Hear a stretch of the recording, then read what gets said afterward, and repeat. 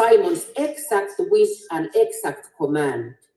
So that has... So are you telling us, is there any message that our Prime Minister, that is to Ngozi, about not using his information, not using anything that he have his signature to, that might not, is there any message to Ngozi to desist from using anything about our Prime Minister name, his signature, anything that he did not endorse, that he did not allow Ngozi to keep using?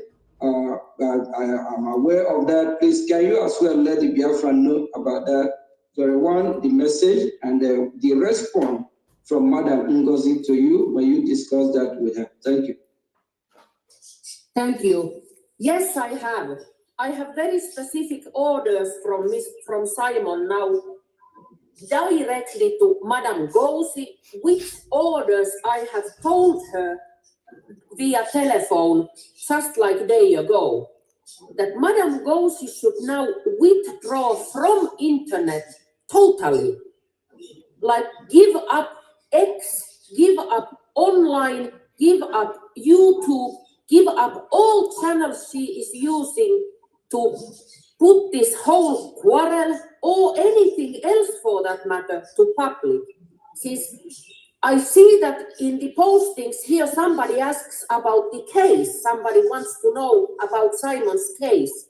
Let me tell you directly what I hear from the case, that the enormous posting in internet and also enormous posting to the prison from Madam Ngozi's camp has put problems to Simon.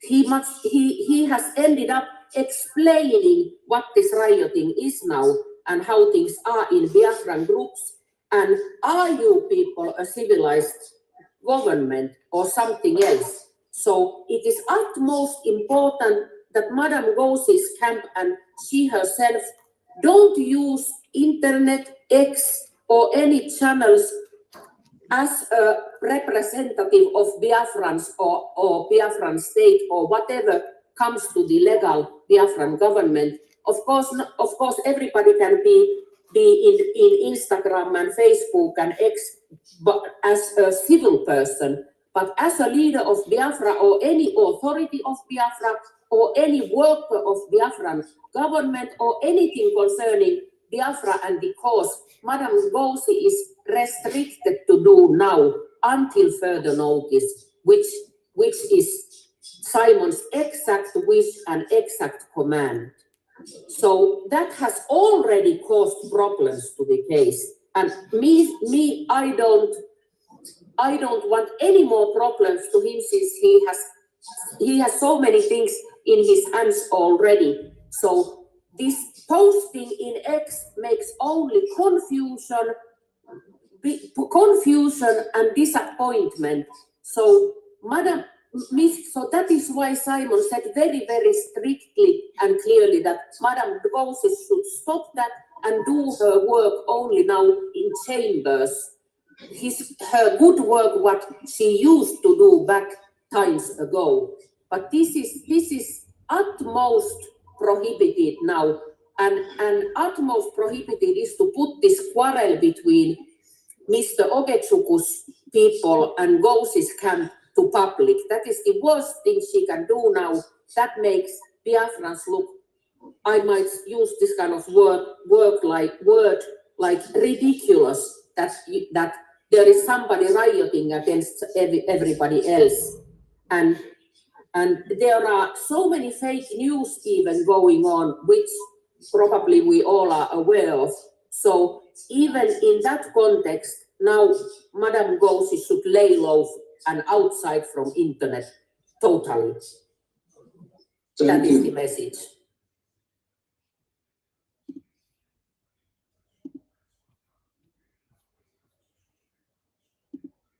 And the world is watching, Biafra is watching.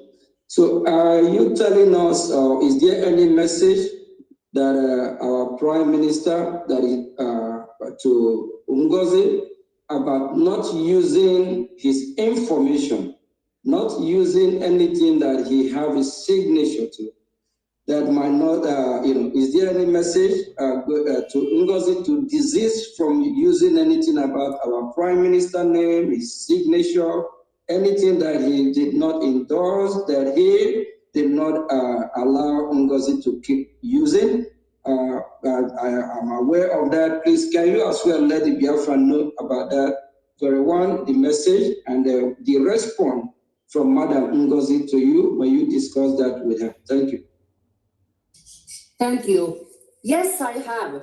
I have very specific orders from Simon now, directly to Madam Ngozi, which orders I have told her via telephone just like a day ago, that Madam Ngozi should now withdraw from internet totally, like give up X, give up online, give up YouTube, give up all channels she is using to put this whole quarrel or anything else for that matter to public.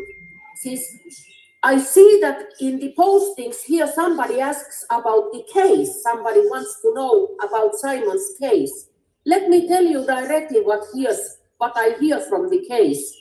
That the enormous posting in internet and also enormous posting to the prison from Madam Ngozi's camp has put problems to Simon. He has ended up explaining what this rioting is now and how things are in Biafran groups, and are you people a civilized government or something else? So it is utmost important that Madam Ngozi's camp and she herself don't use internet, X or any channels as a representative of Biafrans or Biafran state or whatever comes to the legal Biafran government. Of course, everybody can be in Instagram and Facebook and X, but as a civil person. But as a leader of Biafra or any authority of Biafra or any worker of Biafran government or anything concerning Biafra and the cause, Madam Ngozi is restricted to do now until further notice, which is Simon's exact wish and exact command. So that has already caused problems to the case. And I don't want any more problems to him, since he has so many things in his hands already. So this posting in X makes only confusion and disappointment. So so that is why Simon said very, very strictly and clearly that Madam Ngozi should stop that and do her work only now in chambers. Her good work, what she used to do back times ago. But this is utmost prohibited now, and utmost prohibited is to put this quarrel between Mr. Ogechuku's people and Ngozi's camp to public. That is the worst thing she can do now. That makes Biafrans look, I might use this kind of word like ridiculous, that there is somebody rioting against everybody else. And there are so many fake news even going on, which probably we all are aware of. So even in that context, now Madam Ngozi should lay low and outside from internet totally. That is the message.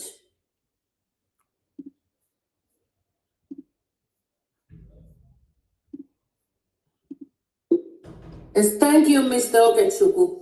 Yes, this is not the complete text, since I have the complete text preserved for this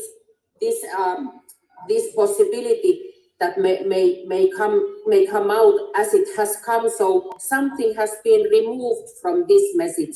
This was sent to the original group of Igbo people I gathered together when I learned from Simon that I can deliver messages, or got his request to deliver messages to you people. So something has been removed, and what else comes to this actual message? since this one seems to be now the message Madam Ngozi uses as to back her authority up. The situation, this message was formed, and the information from Simon I got, we were in circumstances of Simon thought that he will be in investigation like couple of days.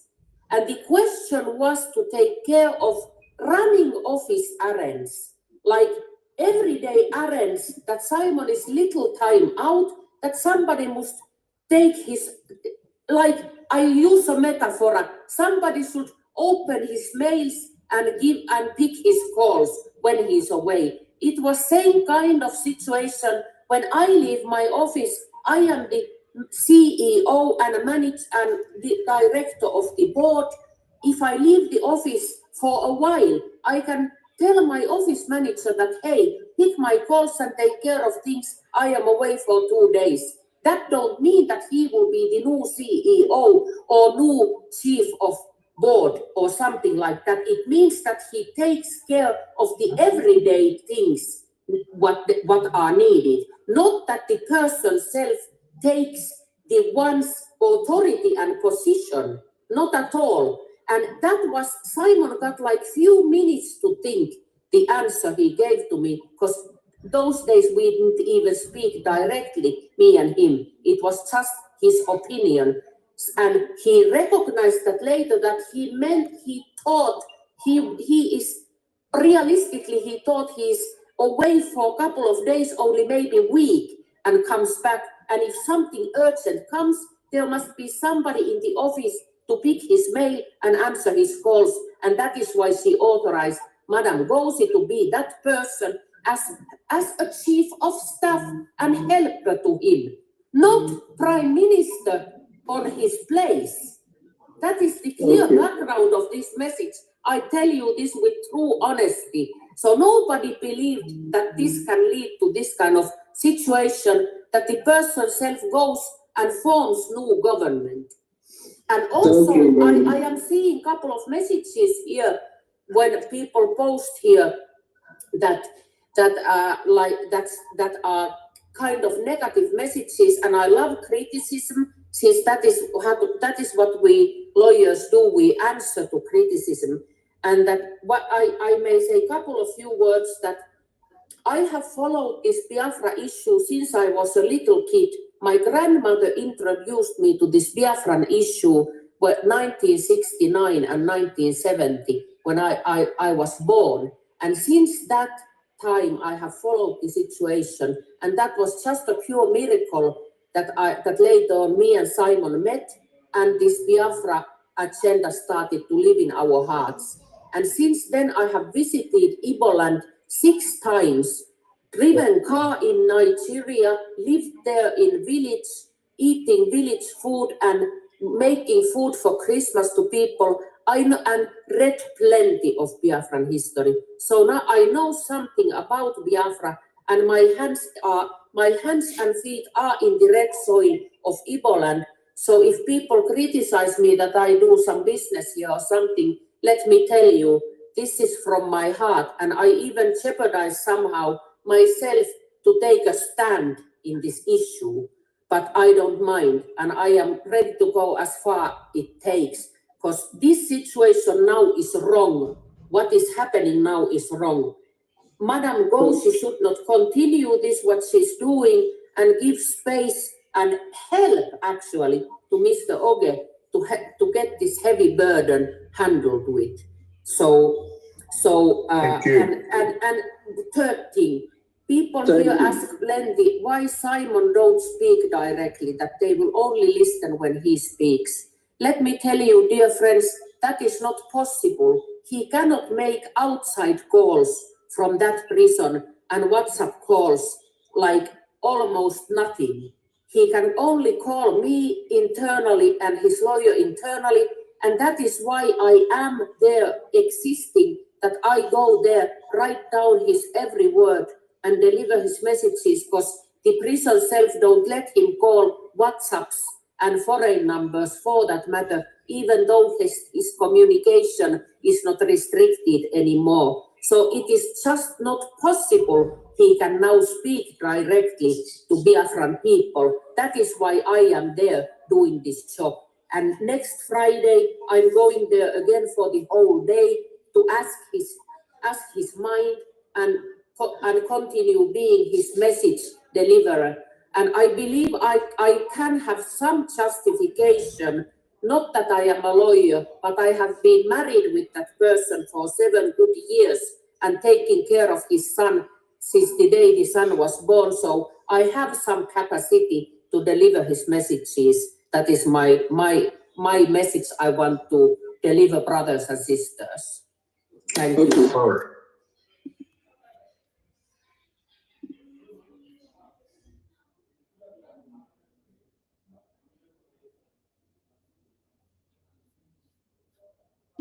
I really appreciate this possibility to see you guys online like this, and I appreciate the time you have given me to deliver this important message. And to those who have not met me before and known me before, I present myself. I am a graduated attorney from Finnish University, and I have been practicing law for 25 years now here in Finland and in Scandinavian countries. And I have taken oath as a lawyer, which means that I should be truthful in every instance I perform and present my cases and my issues.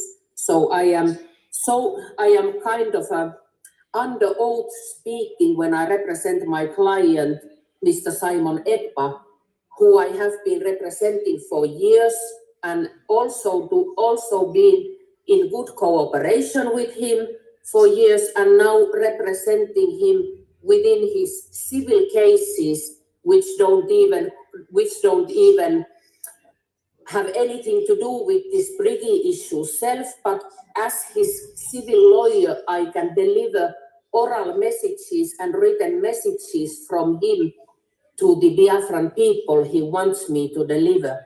And that is why I have to be as truthful and as straightforward as I would be witnessing in court. So what I say are straight words from Mr. Simon's mouth. So they are not my own invention or nobody else's. And I speak exactly word by word what I have heard. And to begin with, why we are here because Simon wants us to be here like this, how we are now. Simon's straight orders when I personally went to the prison last Friday to meet him. I spent there 3.5 hours within sound restricted area, talking privately, me and him, so he could speak his heart out without being even afraid that any person would listen to it. So it was like attorney-client privileged talk. And he made it very clear to me that what he wants now in this situation is that every single one of Biafrans fall back to the original structure of Biafran government in exile, as it was when Simon left the government. And that is the message I delivered then, and that is the message I deliver now. So this BRGIE that is performed and that is presented in the original web page of BRGIE should be the construction for everybody to follow. And Simon has now given the leadership to Mr. OGOJA. Really appreciate this possibility to see you guys online like this, and I appreciate the time you have given me to deliver this important message. And to those who have not met me before and known me before, I present myself. I am a graduated attorney from Finnish University, and I have been practicing law for 25 years now here in Finland and in Scandinavian countries.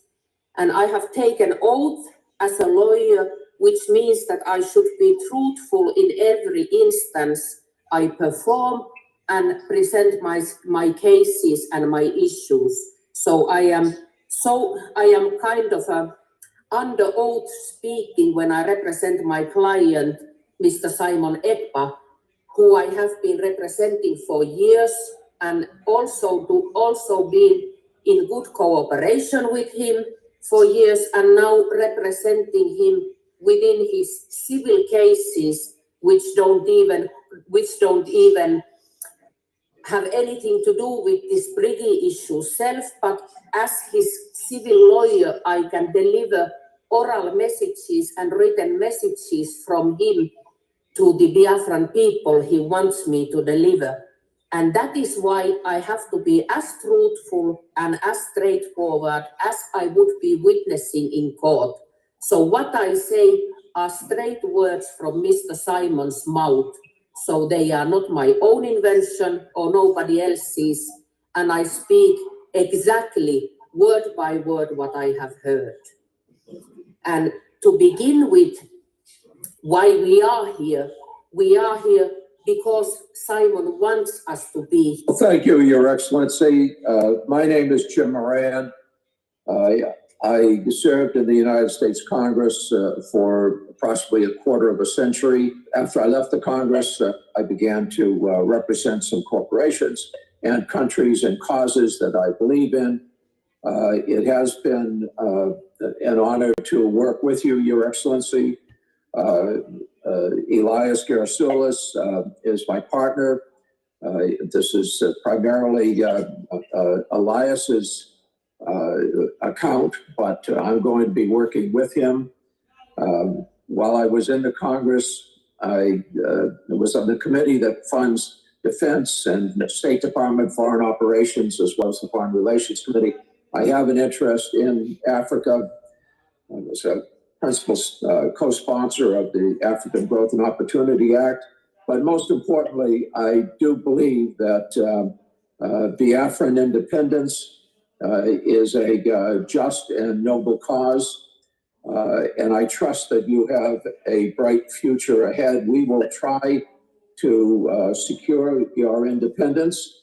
We can't promise because the politics is not a particularly predictable situation in the United States today, and justice is not always served, but we will work towards. And the world is watching, Biafra is watching. So are you telling us, is there any message that our Prime Minister, that is to Ngozi, about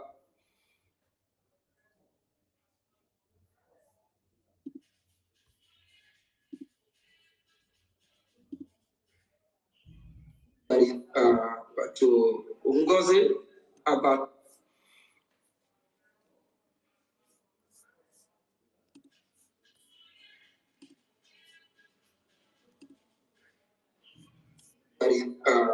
to Ngozi about. Greetings, Biafran people. Greetings, everyone joining us now. Greetings, greetings, greetings. Greetings, greetings to everyone from all over the globe. Maybe late in your time, maybe morning, noon, and day. I salute all of you. They were from my end. Yes, we want to start from Ngozi's madness of yesterday. And first and foremost, you have listened to many of the videos that we have played. PM has distanced himself from the madness of Ngozi. So going forward as a Biafran, you don't align anything that Ngozi is doing to PM. You don't call anything that Ngozi is doing to BRGIE. You don't in any way validate what Ngozi is doing to has any affiliation with the Biafran government in exile. This will help us in many ways. One is to exonerate the Prime Minister in detention while he is ongoing the interrogation. you have heard from the attorney that said Ngozi using his letter heading is causing a lot of problem to him answering questions that he's not supposed to answer. Ngozi using his name, because when you now look at the letter heading, Ngozi is writing from the office of the Prime Minister, Simon Ekpa Njoko.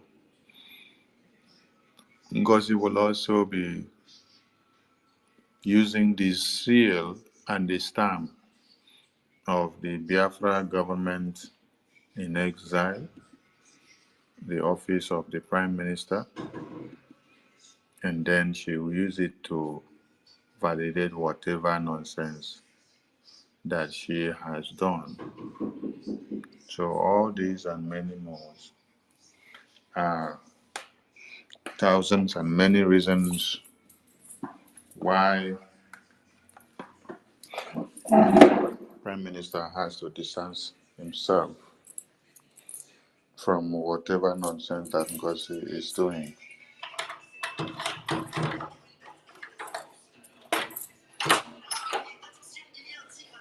So every Biafran should be of the know of this and do not fall for Ngozi's madness in any way.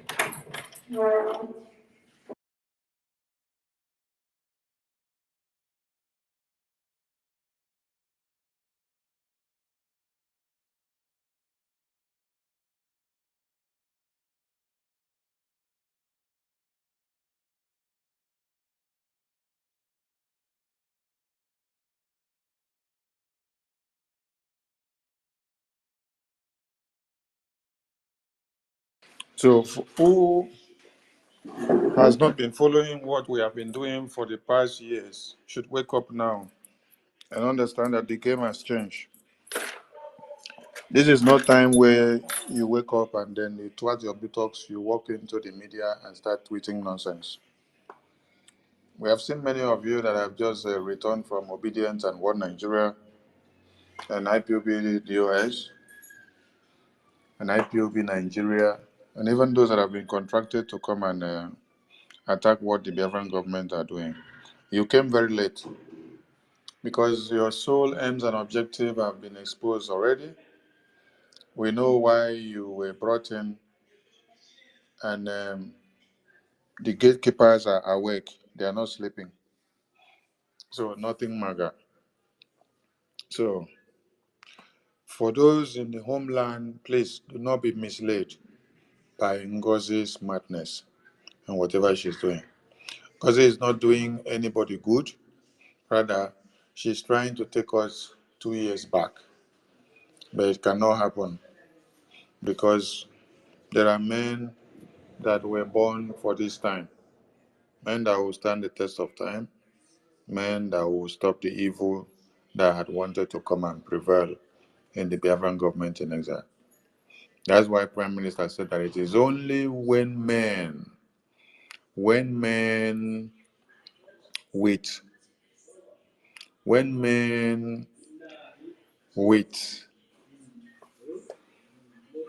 the anointing of Chukwu Okike that are supposed to speak up, when those men keep quiet because of fear, prejudice, and fear of being removed from one position or another in the Biafran government, that is when the evil of Ngozi will prevail. I want to say thank you to all of you that have stood your ground to make sure evil does not prevail in the Biafran government in exile. On Biafran government in exile, which we abbreviate to be BRGIE, on BRGIE, we gathered in Helsinki in 2023. We unveiled many acts, we adopted many acts, and one of which propelled us and brought us back to Lati in 2024 on BRGIE. On BRGIE, we have achieved many things. BRGIE is not just BRGIE as people hear it. BRGIE is the embodiment of the power of the restoration of the United States of Biafra. BRGIE is the pulpit which you have to stand to make the United States of Biafra come to limelight. BRGIE is like the mother of all inventions. In this 21st century, for the United States of Biafra to come or to climb to any stage, you must stand on BRGIE. You cannot stand on United States of Biafra at this time and speak when it has not been fully restored and fully liberated.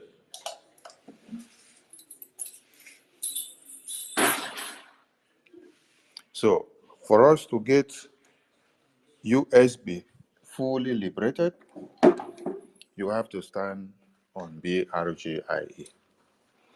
BRGIE is the mother that has given birth to USB. BRGIE is what will liberate USB. BRGIE is what will get full recognition for USB. BRGIE is what will defend all Biafrans on daily basis. BRGIE is the one that is standing as the only legitimate government of the Biafran people now. You can register BRGIE in diaspora, but you cannot register USB in diaspora because USB stands to be what? A sovereign nation. BRGIE stands to be that very entity, that very legal entity that has to work for USB to come to be. So you can register BRGIE, but you cannot come and register USB in another man's land. Because if you register USB in another man's land, you're making USB a property of that land. So people should get this straight. When PM said everybody should fall back to USB, some of you are misquoting it because some of you are itiboribos. You misquote what he said to mean that he should go back to 2024 and 2023. These are the mentalities of Ewu that goes to school instead of them to be counting what the teacher is teaching. That is when you're running into the bush to go and look for rodents to see if you will see one palm kernel to break and eat. So BRGIE has a lot to do. BRGIE, one of its mandates is to see that Biafra land is fully liberated, and that has not been done yet. That has not been completed yet. When we read Ngozi's madness of a letter of dissolving BRGIE cabinet, she indicated there that the mandate of BRGIE has been achieved, and that was to liberate Biafra. I laughed. I said, oh, you say you have liberated Biafra and you are dissolving BRGIE. We should dissolve inside the convention, but you are still in exile and you are still looking for recognition from America and other countries, yet you claim in your letter that you have liberated BRGIE with liberated USB with BRGIE. Psychiatric problem is a very big disease to Ngozi and all our followers. But I pray that all of you that have been contaminated of the virus you contracted from Ngozi, you will all come back to your senses. Thank you all. Yesterday we saw Attorney or Dr. Jonathan Levy being displayed by Ngozi in our program, and there were a lot of misinformation there. Let us make it very clear this night that Dr. Jonathan Levy was one of the attorneys or lawyers or lobbyists that the Prime Minister contracted for Biafran affairs. So, at this very point, many of you, the attorneys and the lobbyists, may not know that there has been a change of order in the government. So, because you are not aware, Ngozi is now using you to play our cards. So, like I said yesterday or a day before, all of the attorneys and lobbyists will be well communicated of the changes that has occurred in the government, so that they will not allow themselves to be used by Ngozi again. Because when Ngozi is coming to you, she deceives you that she's coming on the order of PM. That PM is in detention, PM sends her to come and do this and do that, and you will not know much. So we just fall for Ngozi. Now, the reason why I'm addressing this issue is because Dr. Lewi's work had to do in Africa, specifically in Banjul, when it was to see that letters are submitted about the Organization of Emerging African Nations. So, Dr. Lewi is not in Finland, and he has no connection to the Prime Minister's attorney or case in Finland. The same also applies to the Ambazonia. He has no information or whatsoever. So Ngozi is looking for opportunity for her to become opportunist in the media, to use whatever information she has to herself and brainwash her gullible followers. So every information that Dr. Lewi or Jonathan Lewi or Levy gave out in the press briefing of Ngozi yesterday, they are all false. They are all misinformations, because you have no affiliations to the attorney of Prime Minister in Finland, and all what you're coming to give is what Ngozi is telling you that you should put up and come and give the press. So you now align with Ngozi to make her happy, without knowing that you are now working against the government of the United States of Biafra that actually contracted you in the first place.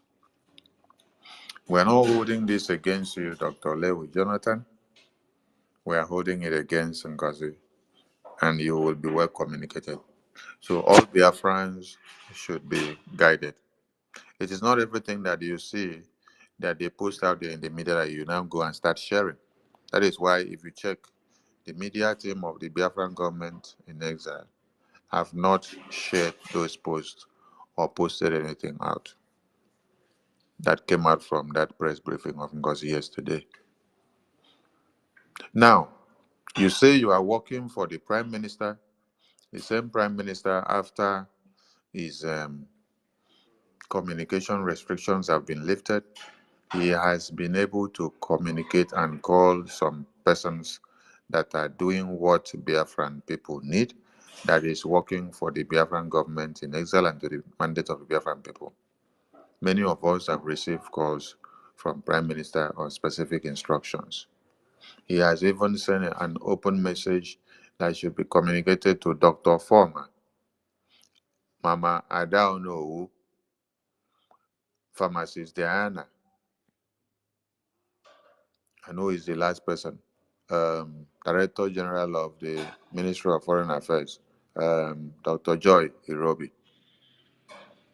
Then you, Ngozi, that is claiming to be a new Deputy Prime Minister, which you made yourself a Deputy Prime Minister, you also make yourself COS to yourself. How can you be a COS to yourself? You are Deputy Prime Minister and then you are COS to yourself. So you appointed yourself Deputy Prime Minister. You still appointed yourself Deputy CEO. You appointed yourself COS to yourself again. So you are COS to the Deputy Prime Minister, which is still you. Hey, madness. You that is claiming to be Deputy Prime Minister, you still claim to be COS to yourself again. The Prime Minister, which you are shouting and deceiving Biafrans every day, he cannot call you. He cannot send a good message for people to talk about you in the media. It's only condemnation message that the Prime Minister is sending to condemn all your evil acts that you're doing. The message of the screenshot WhatsApp that you brought out, the attorney made it clear that you have altered the message.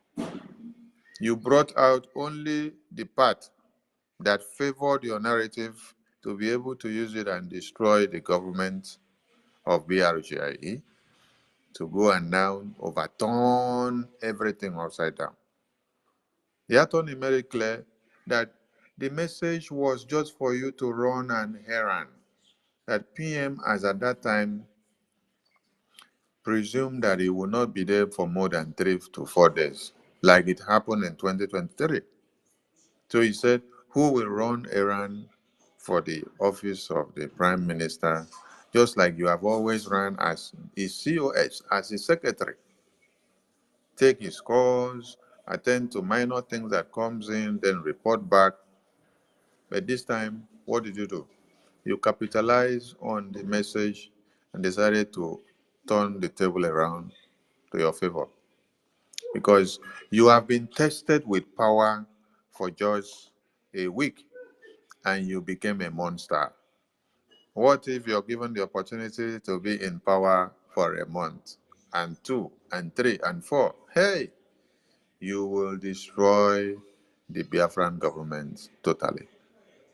Ngozi Orabu Fulani, stop sending juju perfume to my Prime Minister, to the Prime Minister of the Biafran people in detention. The message has come. Prime Minister rejected your juju perfume because it's not normal perfume. Stop sending letters to him as well. And stop sending anything to that detention facility where he is being interrogated. Stop all your evil, Ngozi Orabu Fulani, because it will not work. Okay? There is nothing good that you will send to PM in detention today that is going to work for his good. You have seen that you have lost the battle, and you are now using juju perfume to send to him and letter, so that by the time he just open the letter and collect it and read and start looking at it, or use the perfume, the charm that you have put on it will engulf him. Then the next thing, he will not be himself. He will now start calling and then saying that you should be the one to be allowed to destroy Biafran government. You see, even when the Prime Minister is not here with us, the spirit of Biafra follows him around. The spirit of Biafra protects him.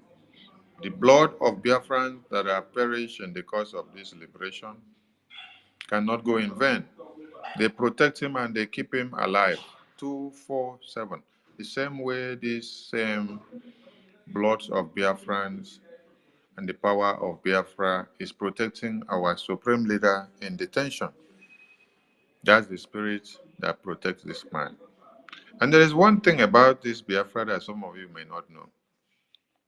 Since Prime Minister was called up for interrogation, there has been this power that looms around me that is giving me the energy to stand up and then speak against the evil. This power that I have not felt for a long time, this power just comes natural. That is to tell you that when the time comes, the God of Biafra will tell you and show you that it is time that you were called upon to say something and to do something, and you have to stand your ground so that the enemies will not come and destroy something. The energy will come naturally because you are not just acting yourself. There is this power of Biafra that is coming from our ancestors, guiding you and protecting you. Anyone that is planning evil against you, they will sit down in the shrine, they will be doing all manners of juju.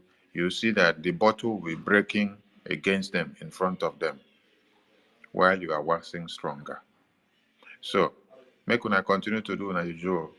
You no go touch Prime Minister, you no go touch APM, you no go touch Sonny, you no go touch Ajari, you no go touch Minister Imam Marubum, you no go touch our PM inside detention, you no go touch our Oyendo, you no go touch all the ministers of BRGIE, you no go touch all the BIAFRANS ministers here in the media who spend their time day and night to make sure they create the awareness and to put the record straight.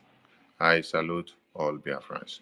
So, Biafrans should ignore the misinformation messages that came from Ngozi's press briefing yesterday with the attorney that was speaking from that platform.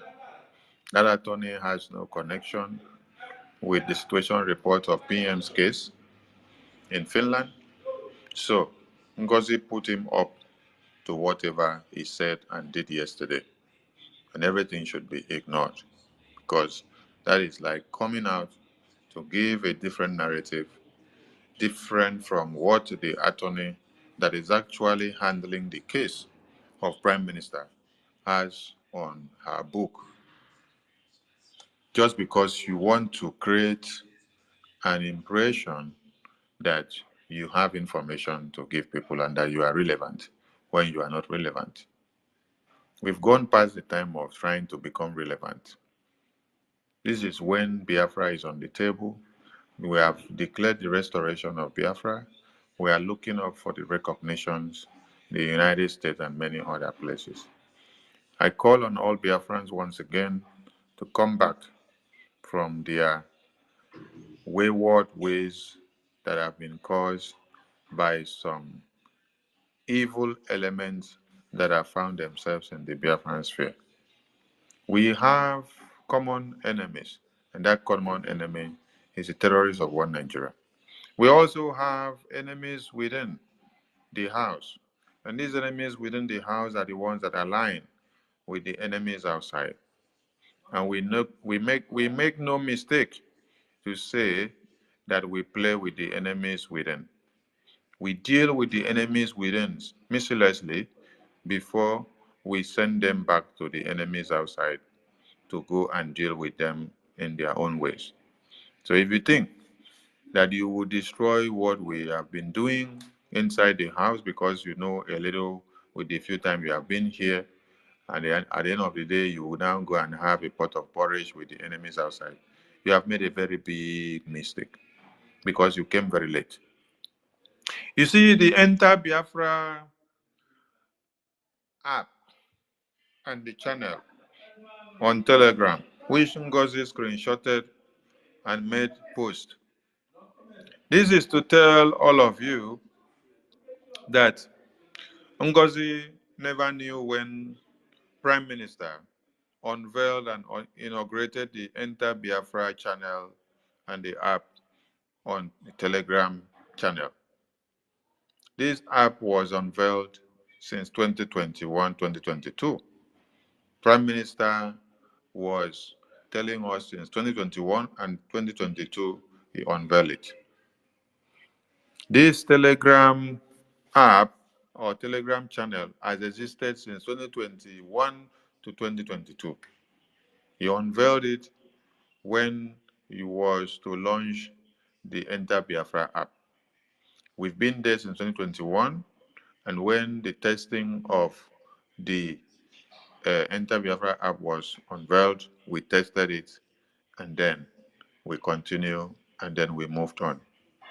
This evil woman now that just joined Biafran government yesterday is going to screenshot Enter Biafra app because she do not have access into the app. If Prime Minister had made a mistake of allowing her to have access to that one also, the 7 plus something K subscribers that are in that channel, she would have wiped them all off and destroyed it all, because her own is just to come and destroy. So she knows nothing. The same thing she did about the 1,000 men group, which she screenshotted and said, this does not represent Biafra government. Biafra government that you are setting up your new group. All these groups had represented Biafran government when PM was here. But as you now started doing your madness, you say everything does not represent Biafra government. So anything that Prime Minister has put in place does not represent Biafran government because your psychiatric hospital office has come to be. So nothing that is working well represents your psychiatric hospital office of Biafra. So it has to be your own way of psychiatric mentality. So for those that do not know, enter Biafra channel on Telegram has existed since 2021 to this very day. Ngozi just came yesterday and she came too late. She knows nothing. Like I said, I will be her end because when she sees something, she starts shivering. She said, I took over the media to use it against her. Okay, it's because you are silly. Because if you were not silly, you will not come to play with the power of the media. We have been in this media with Prime Minister since 2021. We did not jump in yesterday like you jump in. No, we know the foundation that we have built in this media. Many have run away and we still stood our ground.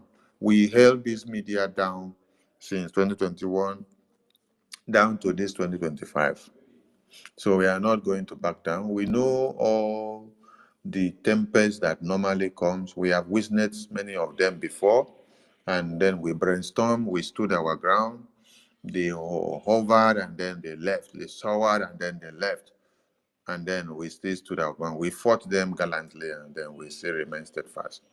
So Ngozi's own is just a bingo pattern that is going to fizzle away in a few days. Yes. I want to commend the attorney of Prime Minister for taking the bold step to speak to Biafrans and to explain things in details. Because there's something that Biafrans don't understand. Our supreme leader was kidnapped in Kenya and he was taken to Nigeria. Yes. Now, Nigeria is not like Finland. That is why when our supreme leader have been in detention, they didn't even allow us to speak to him or to even bring message. The attorney of our supreme leader have made it clear on several occasions that when they go to visit our supreme leader to have private conversation with him, to hear messages that he will send to Biafrans, they don't allow them to have private conversations. So they don't even allow him to say anything about Biafra or to send message to the Biafran people that could be direct or message that they will now come to interpret and explain to Biafrans. That is why it has been like, why can't Supreme Leader speak to the Biafran people from detention? I'm asking all of you, which message has Supreme Leader sent to Biafran people since he has been there?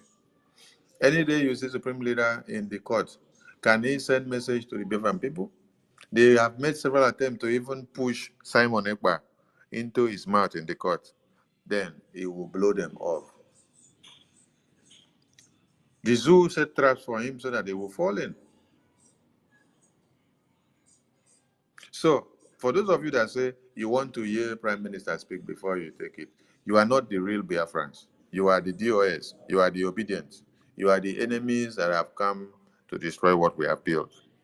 Because if I should ask you, for how many years that the Supreme Leader has been in detention in one Nigeria, how many times have you heard him speak directly to you inside detention? Or you just want to come and make mockery of yourself? Even when Supreme Leader is speaking to us in the court, he's speaking riddles. He expects us to decode the message and to go back and encode them. Yes, he cannot speak everything in plain black and white. So, the difference here is clear that in the zoo, they will not allow the attorney to even have private conversation with our Supreme Leader to bring message to us directly. But in Finland, since Finland is not a zoological republic, it's not a banana republic, it's not a bush, it's not a zoo, there is leverage for an attorney and lawyer to client relationship and conversation to occur without any interference or interference from the detention facilities. So, if you check it out now, you can understand that our attorney of Prime Minister has the privilege to sit down, discuss with her client or his client in whichever way, and then relate the message back to the people of Biafra. So this is one thing that is different that you need to see, that Europe is different from the Zoological Republic of Animal Kingdom. So you don't compare the two of them. So when messages come from our PM, you take it because he is not at gunpoint. They are not putting gun on his head. No, he did not kill anybody. He is not being put in chains to sit down. He is not locked up in a four wall of a prison. No. You heard when the attorney explained. When I asked, how is my prime minister? He said he is in high spirit. He is doing his exercise and training every day. He's eating well. He's well taken care of. He takes joy in doing an exercise, and he is not giving up. So if he's not giving up, that means his strength is even higher than yours. That is why he is angry when he now sits back to hear that Ngozi is working to destroy everything that he built, instead of harnessing what he built to see that after the declaration of the restoration of independence of the United States of Biafra in Lati, we move to the next step. So he's very, very angry that Ngozi will use the message from the attorney, cut the message, alter it, bring it to the media, use it to our advantage, and then when the same attorney comes back to come and give another message from PM, she now denounced that message. Why did you now take the first message, which you use the part that favored you to your advantage? Then when the same attorney comes back again to speak, you now say the attorney is a miscreant. And yesterday, you were, the same attorney that you said is a miscreant, you were now posting out the voice conversation between you and the same attorney. The same attorney that you said is a miscreant before, because he gave a message, and this time the message does not favor you. You said the attorney is a miscreant. He's a sabo, he's a criminal. Then yesterday, you still now don't have shame. You still come and post the audio call, which you recorded the attorney without a notion. She did not know that you recorded her. This is criminal. If you were to record her and say, I am recording it so that I will post it to Biafran people or keep it on record papers, you tell her, I'm going to record this audio call. She say, yes, okay. You can record it, but you recorded it out of your own desperation because you had ulterior motives to use it to blackmail her tomorrow. And the message that was stipulated there, you turn it upside down. Prime Minister is in detention, and then you expect that Prime Minister will open mouth and say, tell Ngozi to manage the new mandate account very well. He will now call account. Chai.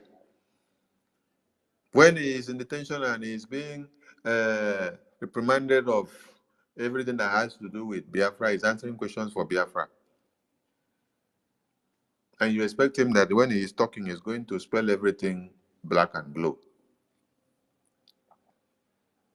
You now brought the call conversation that you had with the attorney to come and twist it to your own favor. You have failed because you're already gone for good, because you were brought in to create so much chaos and destruction against the Biafran government, and what the Prime Minister, on the mandate of the Biafran people, has already put in place for the past 3 years.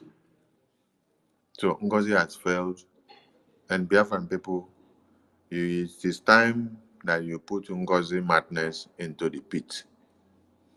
But you cannot juxtapose and walk past the evil of Ngozi when you are explaining anything to Biafrans, because she has committed too much of treason and many things that have tried to take us backward to 2 years back. So I applaud Biafran people, especially the media, who are doing the needful. Keep up the good fight. Now, the topic to this very day says response to Nigeria propaganda on Simon Ekpa, Finland ambassador. We have read a publication where the Sioux media propagandists have brought out a publication, and they said it's Tinubu that made the statement, and that in that statement that the ambassador of Finland and other countries visited Tinubu, and they gave their words of whether encouragement or bilateral messages. And then you people did not post the message or the letter as it came from the ambassador of all the countries. You only quoted something and put in there to indict the ambassador of Finland. To say that ambassador of Finland said Simon stopped or tried to destroy the bilateral trade or agreement between Nigeria and Finland, and now he is in detention. Then you people are rejoicing. See, BRGIE is too intelligent to be wooed by all these media propagandists of one Nigeria. We have gone past this stage, and we understand the games and the antics of the zoo media, the zoo government themselves. In 2023, the zoo media and their government, they brought a propaganda video, which in the interview, the ambassador of Finland was telling them that the government of Finland will do their investigation according to their law. But what did they publish? What did they post? They were posting that the ambassador of Finland has made it clear that Finland is condemning Simon and they are going to take Simon out anytime soon. And that they dissociate themselves from Simon, that Simon is on his own, that Simon should stop destroying Nigeria because Simon is trying to jeopardize their bilateral agreement and the diplomatic and economic interests in Nigeria. This was one of the propaganda that they made in 2023. In 2024, they did another one, and Prime Minister still debunked it. Now, in 2025, we have just slept and woke up to see one coming from them again. The message to the Zoo Nigeria media is that they came too late. And for those of you that are not following up the event, no Biafran is allowed to go and start attacking the Finland ambassador in Nigeria at this time. Wait until I see the Finland ambassador video where she is condemning the Prime Minister, Simon Ekpa, for fighting for the freedom and the self-defense and determination and self-preservation of his people against the annihilation that is coming from the Zoo terrorist government. Wait until I see scene of Finland embassy in Nigeria coming out to outrightly pronounce and proclaim that Finland has rejected their own son because of defending the lives of babies, women, and children. Wait until I see the ambassador of Finland in Nigeria comes out to denounce that because of their political, monetary, and diplomatic interests in Nigeria, that they can trade the life of their own for money that they will get from Nigeria. I said, wait until I see that the Finland president endorses it. Wait until I see that the women and children of Finland endorse and say they are rejecting their own. Because of what? Fighting the same cause that Finland fought in the early years of their liberation, when they fought tooth and nail to get themselves freed from the Russian contraption. Wait until I see the Finland government and the ambassadors and the government and the people of Finland comes out to condemn Simon, my prime minister, to condemn the Biafran government in exile, that they have rejected us.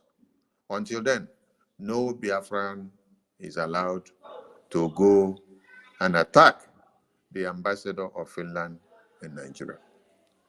No Biafran is allowed to go and start attacking the president of Finland. And also, Ngozi should stop writing any message or posting letters to the Finland government in favor or against the prime minister. And also to the investigation bureau of Finland that are handling the case of the prime minister. We don't need your letter. We don't need your petition. We don't need anything that you're writing. Stop it. You had it from the attorney that what you are doing in the media and posting and sending over to the government is causing more harm than good to the case of the prime minister. While his case is yet to be rounded up and folded up, your nonsense write-up and act in the media, when you come out and then you are using the prime minister's official letterhead, and you're writing something and say on behalf of him, and you put his signature, you put his seal, you use his stamp, you put his name. We have warned you, the attorney came out and warned you, an official memo will be out again to warn you to desist from putting the prime minister's name on any of the documents that you are parading as your psychiatric office in Georgia, Biafra government. You have the right to parade whatever you want to parade for yourself in your psychiatric office as your headquarters, but you don't have the right to use the prime minister's name, his signature, his seal of office, his stamp of office, and his letterhead to do whatever nonsense and madness that you're doing. You know, when the zoo terrorists understands and see any glimpse that is going to portray the release of Mazi Nnamdi Kanu, they normally release some propagandists. They will release some problem elements to come into the media to try to jeopardize every effort that will bring to the release of the supreme leader, our leader, Mazi Nnamdi Kanu. It is the same thing that they have used Ngozi today, that while the investigation and interrogation of Prime Minister is like getting a rapid wrap-up, they will now press Ngozi on the gear and a nonsense group and say, write letter, unveil this one, bring this one, say this one, say this one, say that you're doing it on the mandate of Prime Minister. Say that you are deputizing him. Say that you are doing this. Put his name. She will go and put the name. How will you be writing a memo and then you are putting the name and indicting a man that is in detention and is answering questions? You're using his seal of office. You're using his stamp. You put his name, you use his letterhead. You're forging all these documents against this man so that he will be well indicted, simply because he had made you his direct secretary and COS in office, which the attorney had made it very clear that you were just to attend to messages and calls, presumably that he will be back in 4 days. And now the situation has changed. That is why he has come back to look at your madness and say she should be put to halt, because the madness that you're doing is destroying many things. So When this propaganda of Finland ambassador coming from Nigeria came out today, I didn't say it by surprise, because I know the Zoo terrorists, since they lack information about the case of the Prime Minister, so they will use every ample opportunity that they see to become relevant. That is why the visit of the European consul or the Finland ambassador and other European countries to Tinubu, they now climb on that ample opportunity to now come out to start writing some junks, some propagandas piled up. They use that opportunity to flourish. So you guys came late. And this message is very clear. No Biafran. Whether you love me or you don't love me, whether you hate the Biafra liberation or you don't, whether you hate the Biafra restoration that we declared in Lati in a month's time that just passed, whether you hate Simon, the Prime Minister, since 2021 to this very day, no Biafran is recommended or allowed to go and attack the ambassador of Finland until I say otherwise. And also, this applies to the president of Finland. Yes. Finland is the bedrock to our liberation. Wait until the day I blow the biggest trumpet and say, they have totally betrayed us. You will now enter the street and destroy everything you want to destroy. For now, our Prime Minister is still secured in their hands. Because if our Prime Minister is not secured in their hands, if they were like Kenya, they would have sent our Prime Minister over to Nigeria a long time ago. They would have maxed our Prime Minister, put him in a cooler like meat, then they will whisk him down to Nigeria. So Finland is what? Still our good and best friend for now, because the lamplight of Biafra has not been quenched. That lamplight of Biafra is the Prime Minister. And Finland is protecting and keeping him for us. No matter the circumstances that we find ourselves now, we have to be very careful in our reportage. Finland is not where you start coming to sit down and do broadcasts. You will see many publications flying around. They want you to go and start attacking the Finland government now. Okay? So desist from it, Biafran government media. Don't dwell in it. They want you to come and sit down and start analyzing how Finland government has betrayed the Prime Minister and Biafran people. No, don't indulge in it. Skip it and stay away from it because it is a trap. The Zoo terrorist government are setting this trap for you. So that by the time we now bombard the media and start turning our barrel of gun to Finland government, we will end up losing something. I want everyone to remember that we have to remain focused. While we are fighting the enemies within and without, the defense, which is the Liberation Department, the Defense Department of this liberation in the homeland, under General Igwe Butuzo, they will continue to do their work assiduously.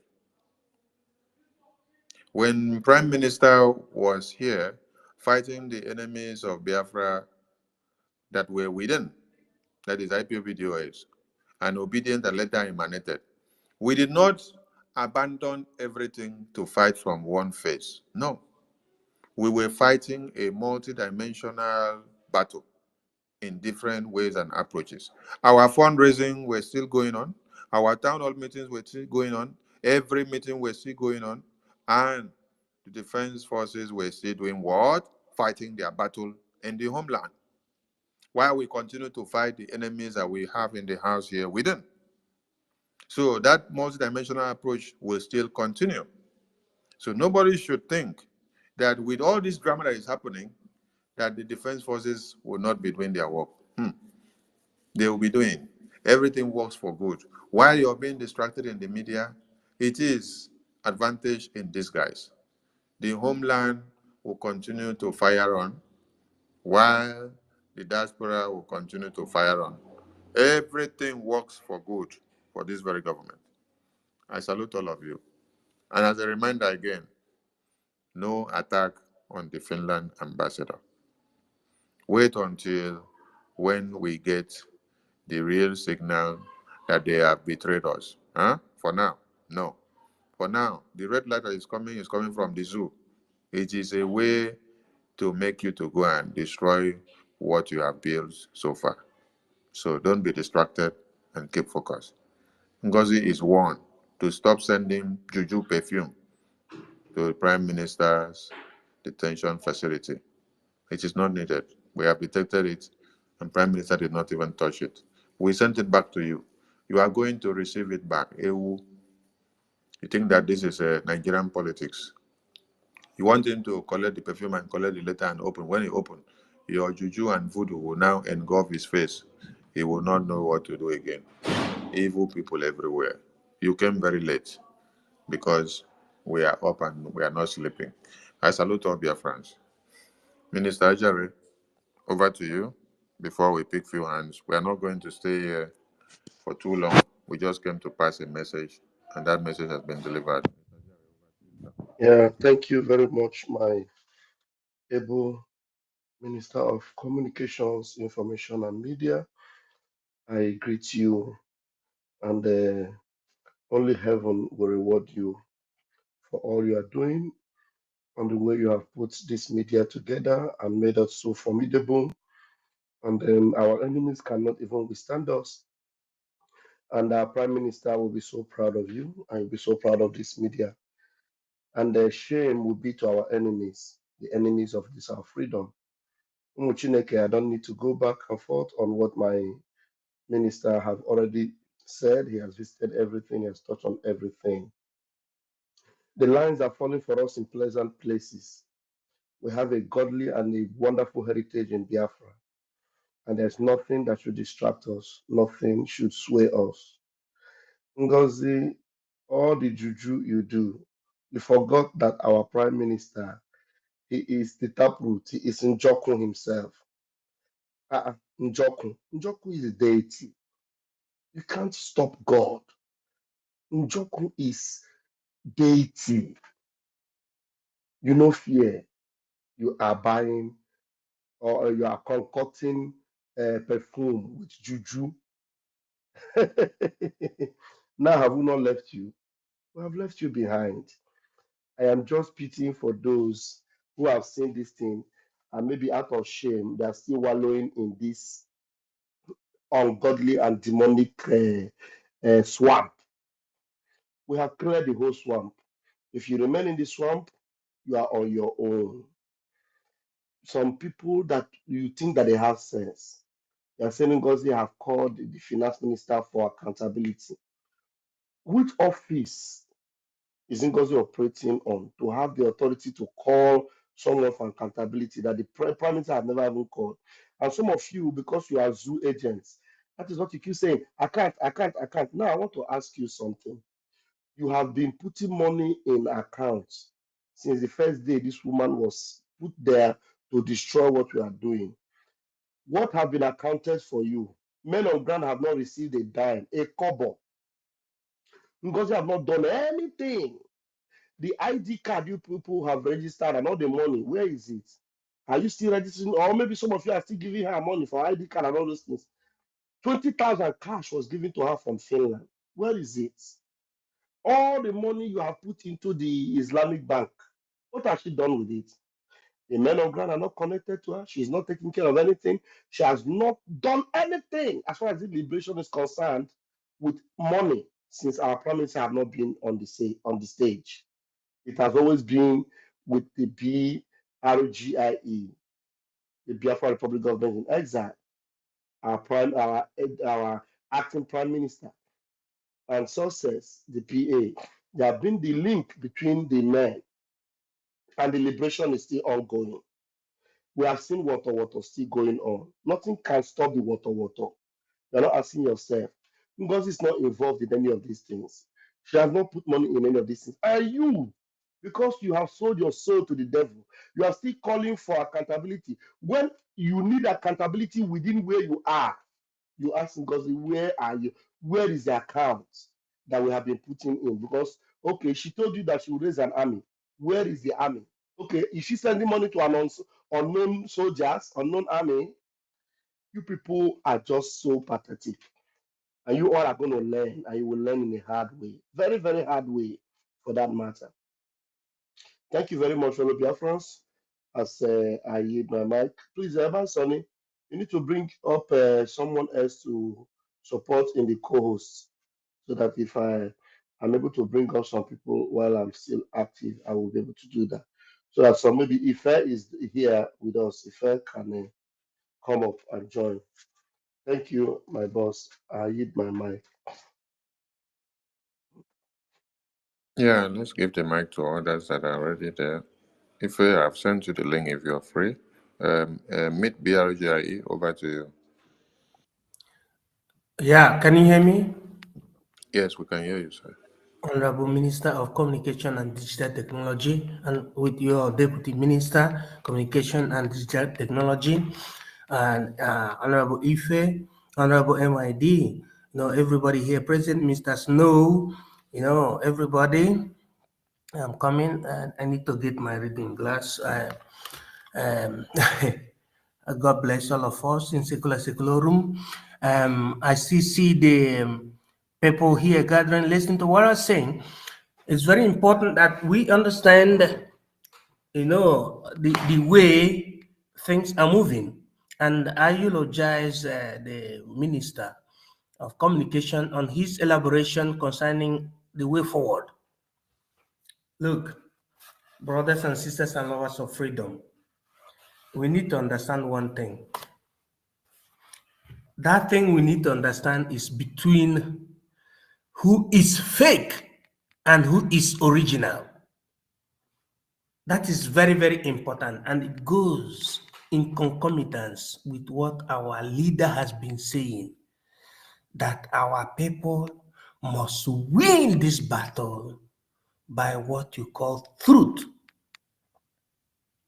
If anybody that is entering in the quest for freedom fight is not understanding what is called being truth on the part of the truth, that means that that person has not started.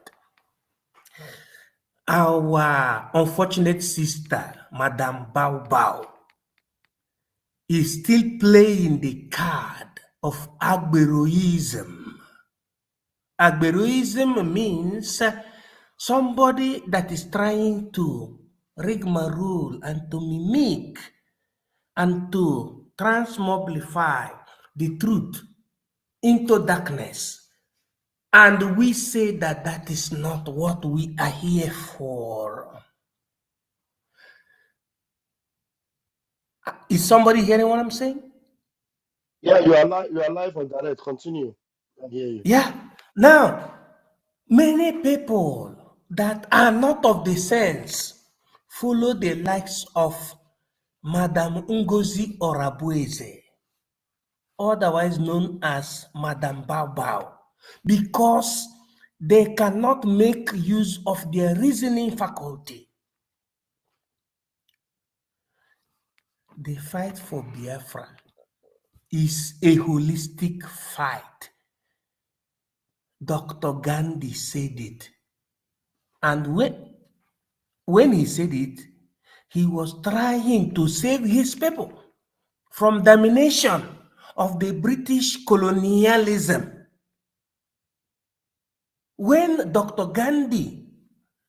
Mahatma Gandhi said that, it was the time that Americans, when they say Americans, it means the British people. The same British that were suffering from their hands. We are trying to destroy the people of Mahatma Gandhi. That is the people of India. He made that pronouncement. Now, in our own time, we have to come together.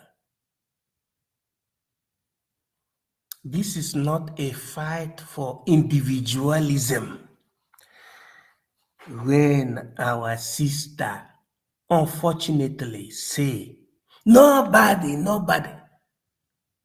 what does she mean by nobody? That reflects to what you call individualism. And it means, furthermore, that she does not understand the reason why Mazi Nnamdi Kanu is inside prison, which is unfortunate. Somebody that just entered into the struggle unscrupulously in 2022 September, and we have been managing her and patching her to be accepted inside the government, maybe because we thought she was part of the creed.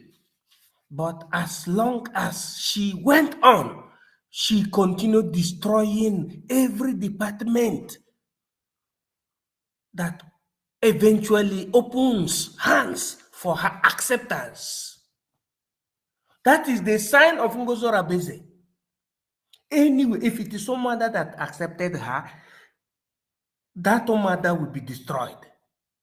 If it is BRGIE, Department of Think Tank, that happens to accept her, that department of think tank will be destroyed.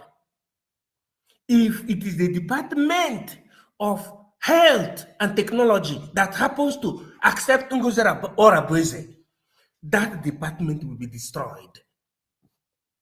Up till the Department of Committee, which is the last, it was still destroyed. And the Department of Surrogacy is the last. It was still destroyed. What does it mean? Sociologically, it means that that person is not a freedom fighter, but is individualistic. If we want to take it to the spectrum of people who had understood what is called presidency, you will see that the likes of Ngozi Orebeze is not good for context in politics, because the kind of she does not respect what you call ethics or ethos. It pains a lot for people to be hearing that the likes of the she's is being criticized in this way. But at the same time, the likes of she's still understand that the likes of Ngozi Orebeze is not coherent in the fight for freedom and doesn't even give a damn to the suffering of the people. Let me stop it from this acco temporalis, and I believe and I know that from now, henceforth, people that believe in this freedom, the Biafran people must be following the directive of the BRGIE as our leader lead us, and through the indication of the media team in terms of public communication. Thank you. God bless you. In secular seculorum. I hit my mic. Yeah, thank you very much, sir. Yeah, thank you. Ancestral warrior. Ancestral warrior.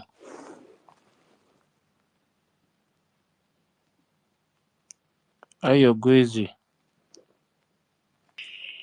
Wow, thank you very much. Good morning from my side, fellow BIAFRANS. Good morning, the Information and Technology Minister and the Deputy.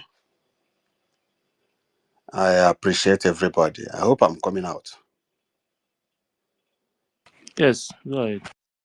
Thank you very much. Yes, I'm not going to have much time from my location. It's already early hours of the 25th of the day. It's already very early in the morning, but I kept hooking on because I just want to add my little voice this morning. And it's a privilege to speak before the Information Minister and his deputy and the entire Biafran that are on the board right now. In continuation, I want to appreciate in a special way the Information Minister. Man, you are super. You are doing wonderfully well. Keep it on. Keep it up, please. You are indeed the light, and we are following. Don't relent for any reason. I want to tell the entire Biafrans that are listening at this moment that we are at the victory side, but nevertheless, we will not relent. We are in the victory side because every hidden things are coming to the top, and everybody is seeing it very clear. What is going on is more reason why, sorry to say this, but it is another reason why people should be afraid of their Nigerian politicians. I'm sorry to say this because I know some of us here have our uncles, our aunties, our daddies, our mommies as a Nigerian politician. Most of Nigerian politicians are very, very deadly. And Ngozi has just come to showcase what they are capable of doing.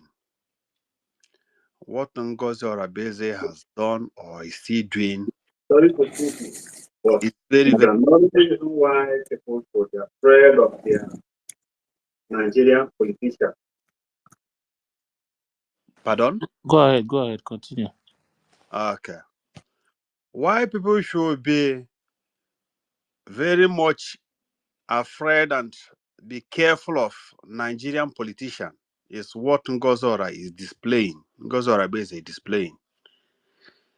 Upon all the trust and confidence that our Prime Minister tried to show to her, she didn't fail in trying to pull him down by all means.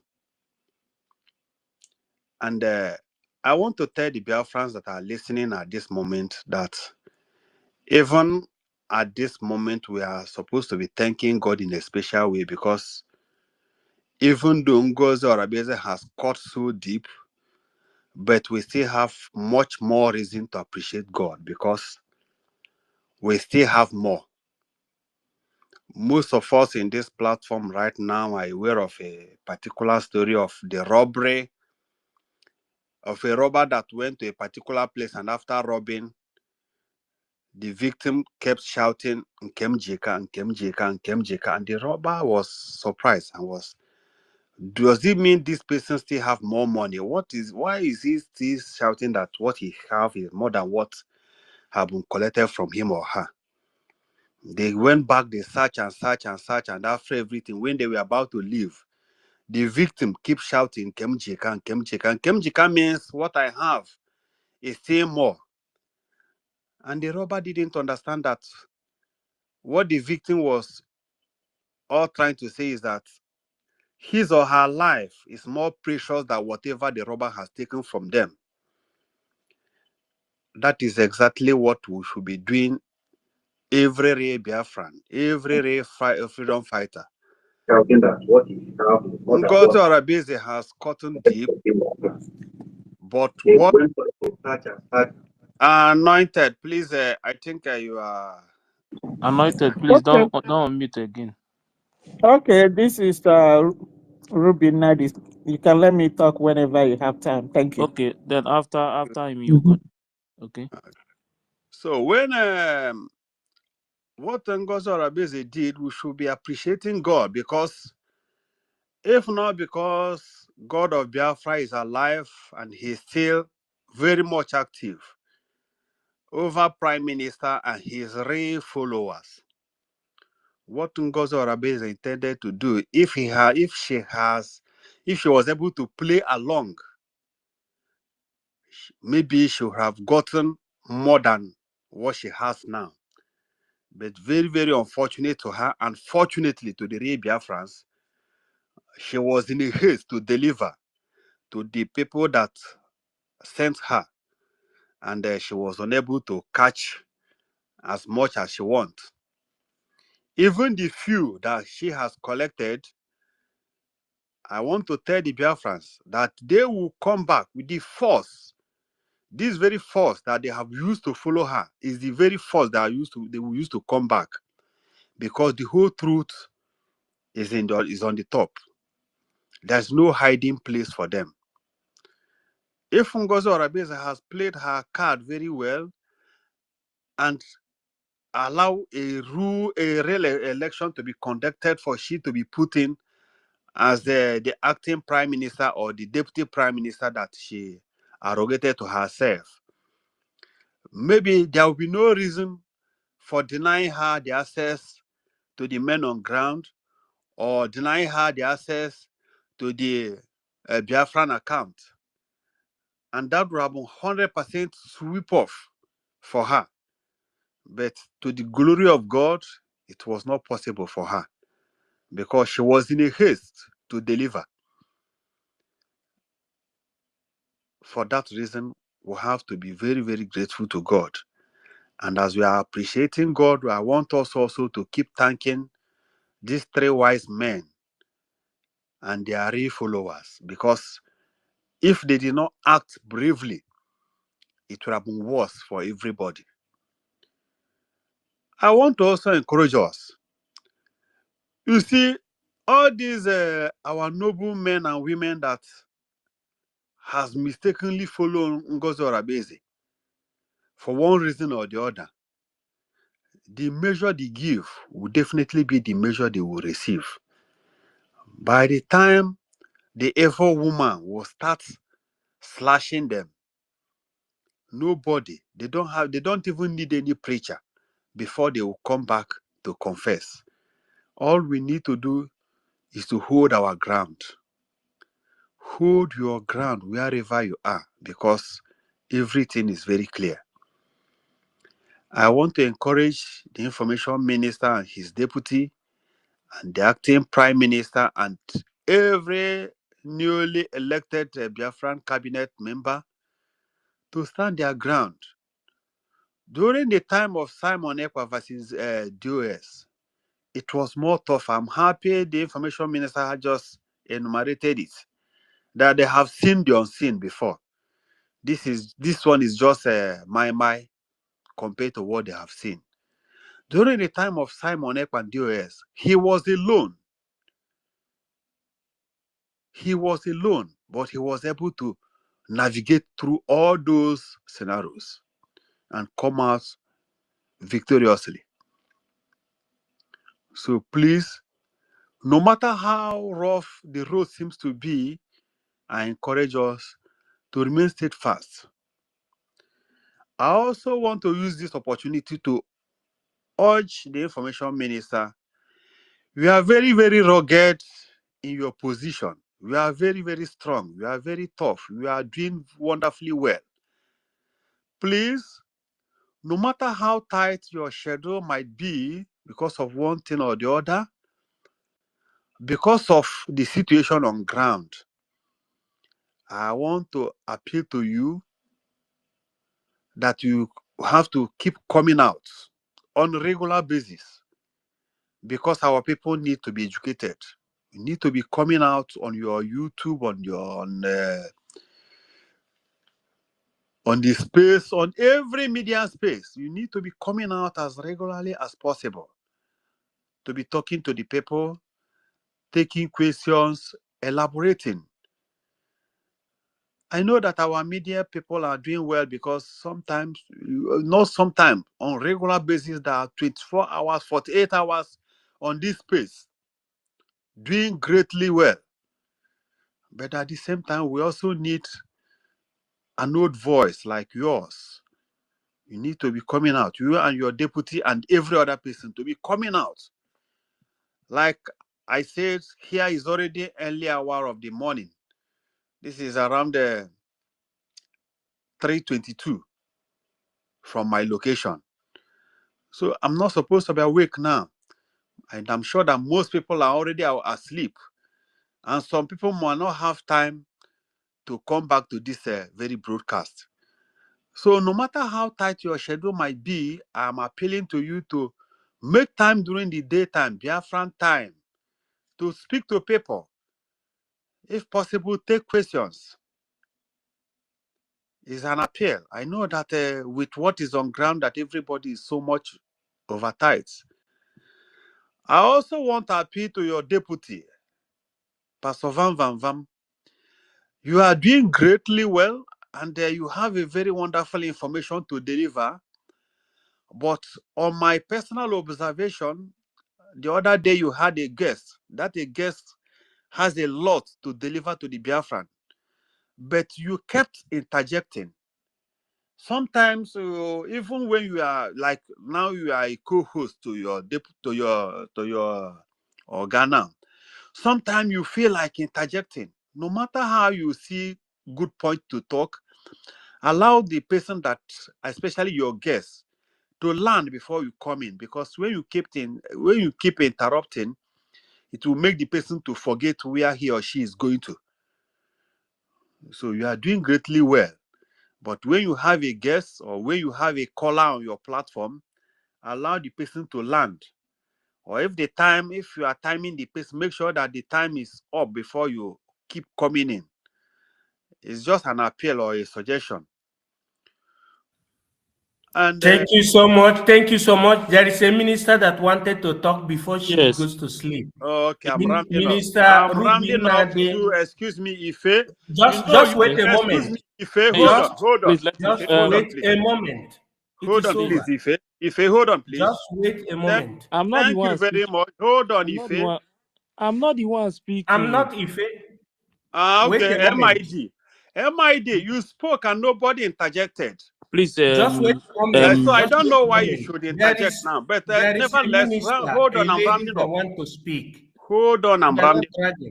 There is a MID, minister that MID, hold on. MID, wait, just please, Yes, Ngozi. my last Just observation before I drop mic, before I hit my mic, my last observation is just what MID did just now. You know, MID is among the people that I'm seeing in this space. Sometimes they stay 48 hours. Please, Please, excuse me, I'm rounding up. I'm just round trying up to and please forget an about observation, and I have all those discussions. We can have that discussion in the daytime. This is night. No, please. It's an opportunity. I may not have this opportunity again. So what he did now, or what people are trying to do now, is what to normally do. Whenever you are in the space, please try to coordinate very well. If you want to stop me, you ring bell. The second bell will be ringing, you will be dropping my mic automatically if I did not stop. Not trying to drag everything and make things look so childish. I don't think you should let this man be talking. It's okay, Chukwumeze. It's okay. It's okay. It's okay. Please wait first. Wait. Yes, I understand. Okay, That is one. I have to hit my mic, but I have please hit my your message. mic, man. Don't be coming out and telling our ministers. It's okay now, please. Please. Okay, Anointed, go ahead. Okay, thank you, my people, all the honorable members. You all are doing marvelous job. I was here in the afternoon, like about 4 hours, but I know nobody knows who Anointed is, so I was just listening. When you all were asking about any minister, any cabinet member, I had wanted to come in to say something to you all, but it's all good. I am just going to use this opportunity to say thank you so much for all you all do. Our media, you all are doing fantastic job. Starting from the minister, Sonny, to the last person. The only thing I'm going to say, because you know what we are going through, we've been through this before, but it wasn't like this. The last one was that PM was not in a place where he couldn't talk. He just said ceasefire, and fire was seized. When Madam Azuka Nwankwo was stopped not to come out, she never uttered any other word on the media. So that makes it totally different from what is going on here. Ngozi is a person that doesn't have conscience, and she's a person that she can kill for power. It's just do or die for her. Even PM comes out tomorrow, Ngozi will still try to restrain. And some illiterates that don't know what is come or go will follow her, still thinking that maybe PM is a cruel person. Nevertheless, there is something that I just want to touch on. I know our information minister said something to that, but you know, Ngozi, she's a pick and choose woman. She picks what she thinks that can catch her audience, especially the ignorant followers that she has. One recording she brought yesterday or early this morning was about, PM Obatobie said that I should protect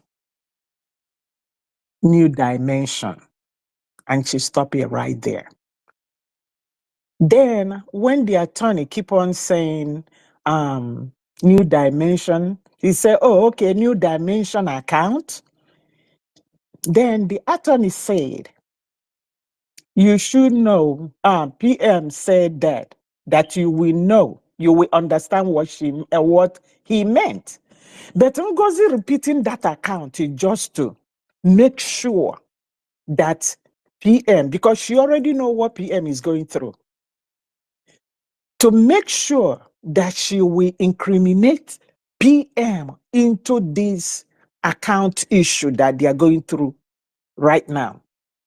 That's the only reason that demon, that monster, recorded that part to play to her evil followers.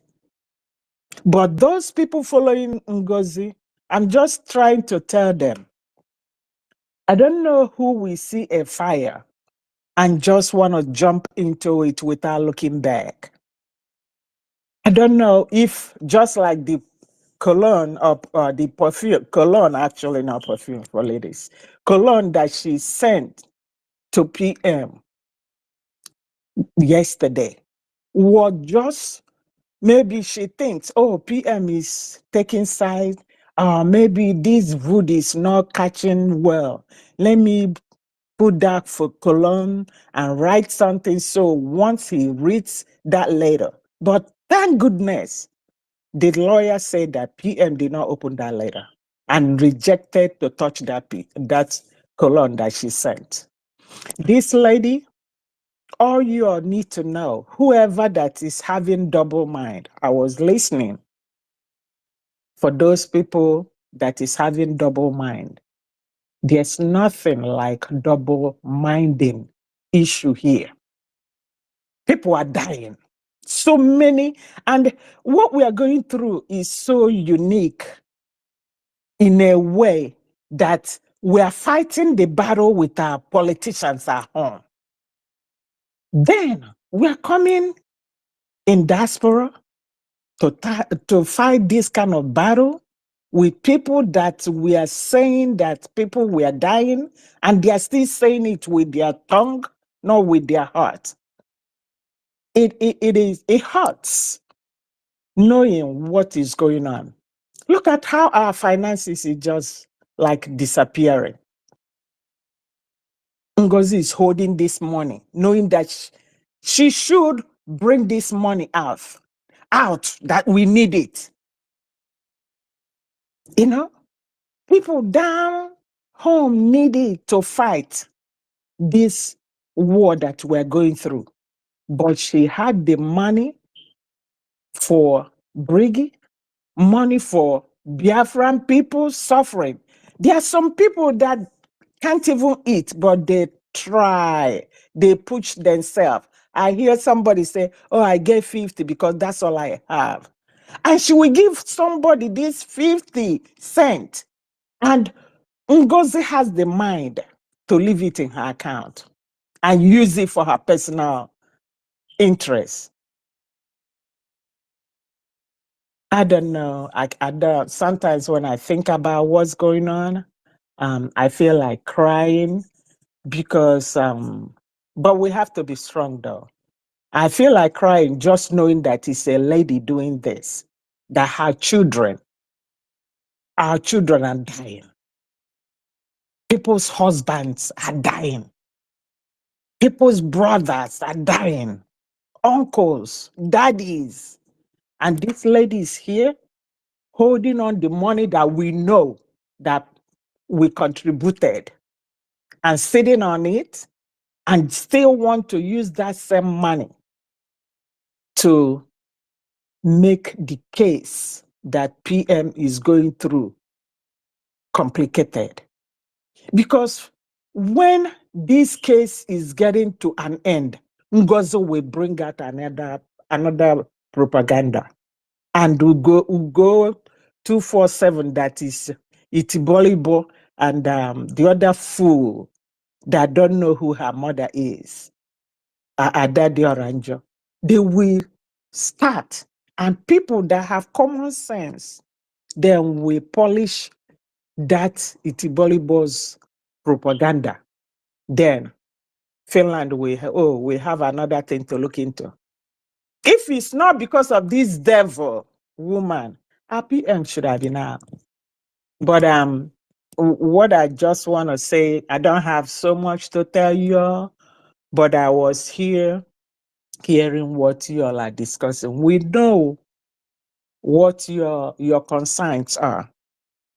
I had wanted to tell you all in the afternoon, there are some certain things you all will restrict from telling the audience, because there are so many enemies, even in that listening bench. There are so many. They are collecting information. Just like our Minister of Information said, please, let's not castigate any Finland government. There's so much that public does not know.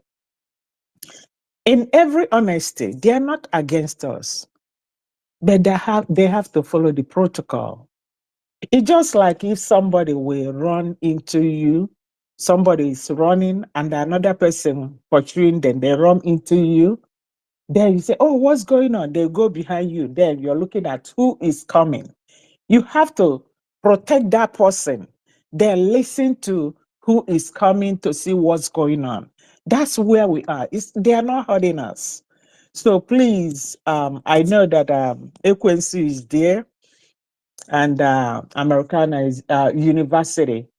So please, there's some certain issues that when it comes on, Nkiru, Stella, I applaud every one of you, but there's some certain topic that when it comes up, you will try to see how you can wash it down a little bit, because I think they are for us.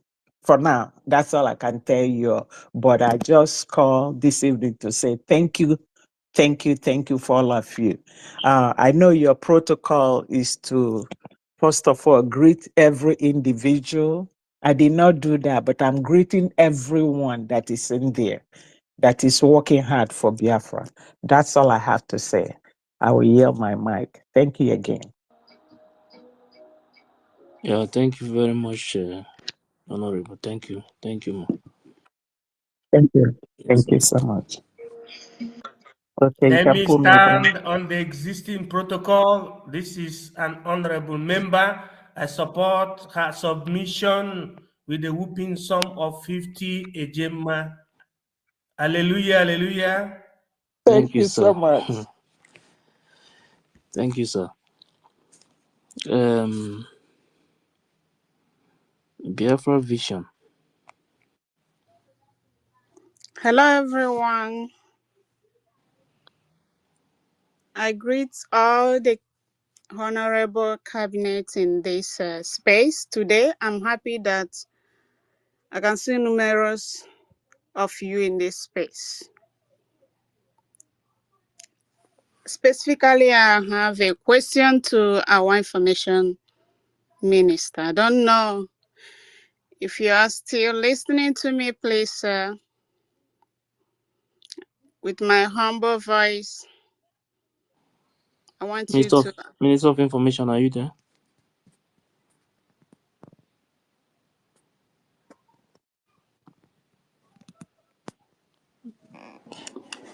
Minister of Information, Go are on, you go there? on, go on, go on. We are Okay, go here. Oh, ahead. okay. So my question to him this time is that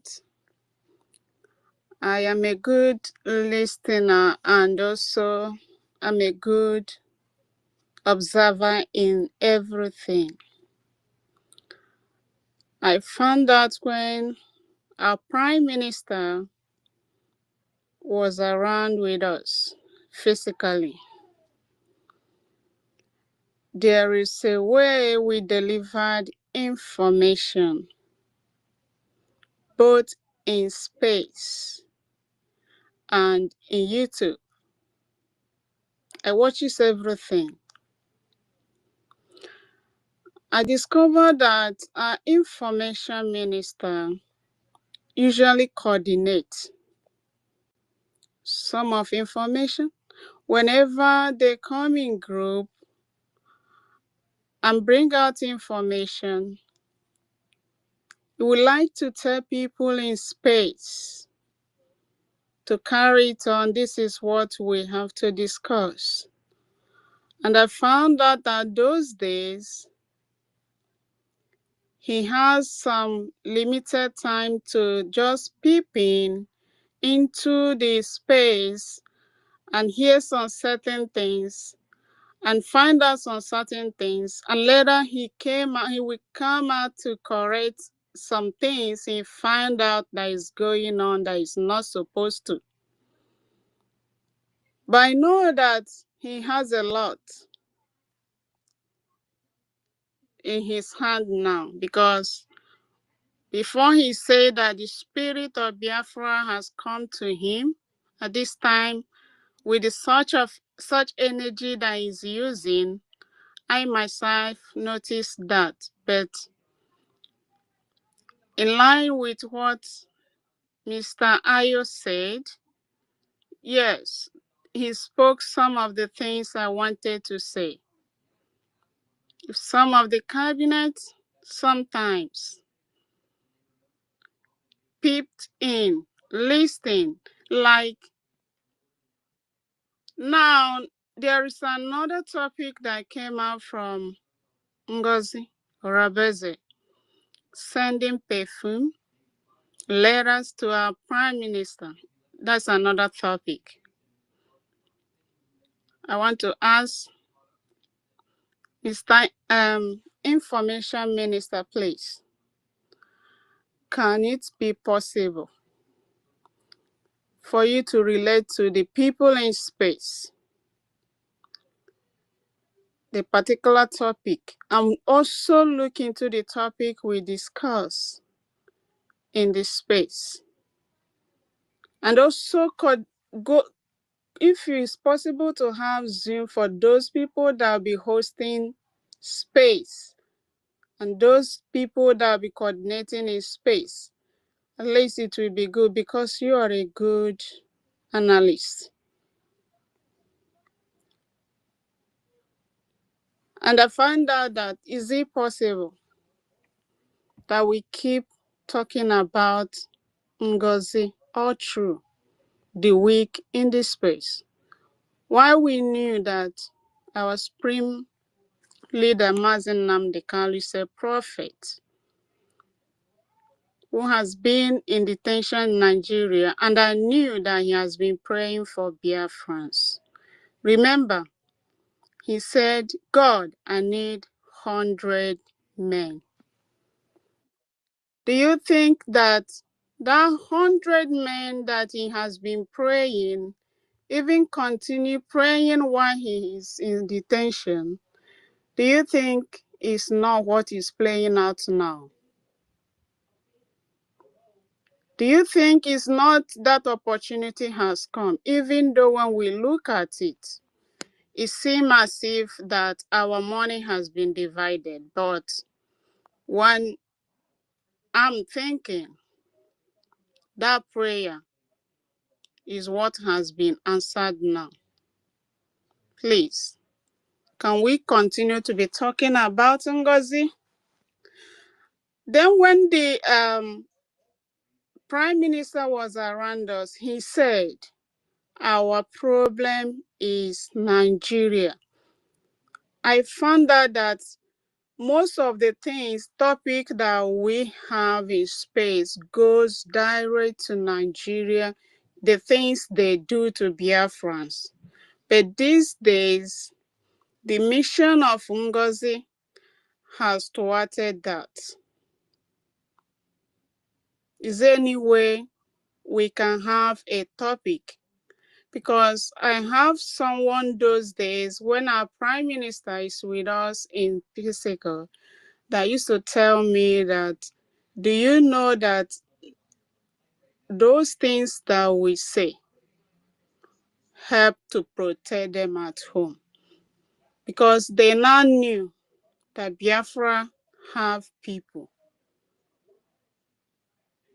Thank you. That's what I can say. Can yield my mic here. Thank you so much. Thank you, Biafra Vision. Thank you. You know, when someone's house is on fire, that person don't leave the fire which he or she is supposed to quench and then start looking for the rodents inside the bush. The first thing you will do is to make sure you quench the fire in your house before you start going hunting for the rodents in the bush. Everything that we are doing works for the interests of this very government. So if we sleep and wake up and see that there is an enemy within, there is a reason that try to destroy everything, we have to unleash the fire inside the house. That does not in any way deviate us from our focal point, which is the zoo terrorists. And when you look at it very well, you will see that whatever the enemy in the house is doing is to the benefit of the Zoological Republic. Musa said, for them to cripple the defense of the Biafra liberation, they have to first attack our finance. The evil woman that you just called name now, when Prime Minister was called up for interrogation, what is the first target that she went for? It was the finance. She started by bringing up issue of accountability so that you will now start having discredit against those that were given work to do with money. So that at the end of the day, you will clap for her when she is talking about accountability. You will reason and then you will say, oh, maybe there should be transparency, they should give account. I need to know how much the account is. I need to know if somebody is chopping our money. It is a strategy. Just like you want to walk past the village square, you're actually going to the stream, then you want to commit a crime. You finish committing the crime, you are looking for who to hang the license or the emblem of the crime that you have committed. You found a dog. There is one hungry dog that is somewhere, and the crime that you committed was that you stole somebody's chicken. You ate. You now carry the bone of the chicken, hang on the neck of the dog. You put it there. So anybody that walks past now that is looking for the chicken that got lost, they will now come and see the bone hung on the neck of the dog. Now the dog, they go home. The main person that committed the crime has assumed and then disappeared. So that is exactly what Ngozi wanted to do, to create a scene that every Biafran now that may not know the intricacy, the secrecy of this Biafran government and the defense of this Biafran government. They will jump in and start asking, yes, oh, she's right now, come and give account, come and give account. But you should ask yourself, since Prime Minister was here, have you ever called for this account? Or see him come and complain and say there is mismanagement of funds, people should come and give account? No. So you brought it for a reason, which is targeted as destroying the finance, derailing the focus of the contributors that have been contributing every day, so that the mindset of people will now be divided. At the end of the day, they will say, I don't want to contribute. This one will say, I'm not doing this, I'm not doing that. But all this is to your own detriment. Because the Ngozi that finished carrying out this template, she is far back in America, enjoying herself in a psychiatric office. While you that have played into a madness, your flanks will be opened up in the homeland. The enemies, which are the terrorists, will come in, cut heads of babies and women and children, slaughter them, and you will come back crying like you have cried for the past 1 month now, which happened in Yamufu, happened in Osu, happened in Owerri State, happened in Idemili. Because while all these are happening, it was a distraction and a way to put some of you in a state of confusion so that what wouldn't have happened will now come to happen. They are all strategies. So, my sister, the Biafran media department, those that are hosting programs every day, they are doing well. They know what to say and what not to say. They shot to fire and what not to fire. When they fire and go out of the way, they call themselves to order. They are not uncontrolled. They are controlled. So they know from the pace and from the region that they are working from. We know how we are working. We don't tell people how we are working, but we have our channel of workforce. What I would advise everyone is that think of what you should do to better the media. Not what the media department is not doing well, and then you're pointing out to them. If you listen to what the attorney of the Prime Minister said, when she was attending to the questions or the criticism on the comment section, she said, it is not what I will get from Biafra that I have come to do to offer for Biafran people, but what I will give to the Biafran people. This is an attorney that is talking that does not stand to gain anything from Biafra, but she's talking that she is in to see what she can contribute for Biafra to come. So as a Biafran, don't come to the program or listen and then be criticizing the media personnel of how they are doing it or they are not doing it well or they are doing it wrong. or they don't know how to do it best, you can add color to what they are doing by coming in to help them. Yes. None of them are on payroll. They are not on salary. They are all voluntary. They spend their time and energy. They abandon their family and their leisure time. They come out to lecture and stay on air for 24 hours and 48 hours, and at times 72 hours. This is the sacrifice we want to get from people. So all hands on deck. Bring in what you have so that we can see the best of you. Thank you so much. Yeah, thank you very much, Minister of Information. Thank you for that. Megabyte, Mr. Megabyte, Mr. Megabyte. Good evening, my brothers. Can I say Yeah, something Kevin. before I Kevin, wait sleep? first. It's late now. Yeah. Okay.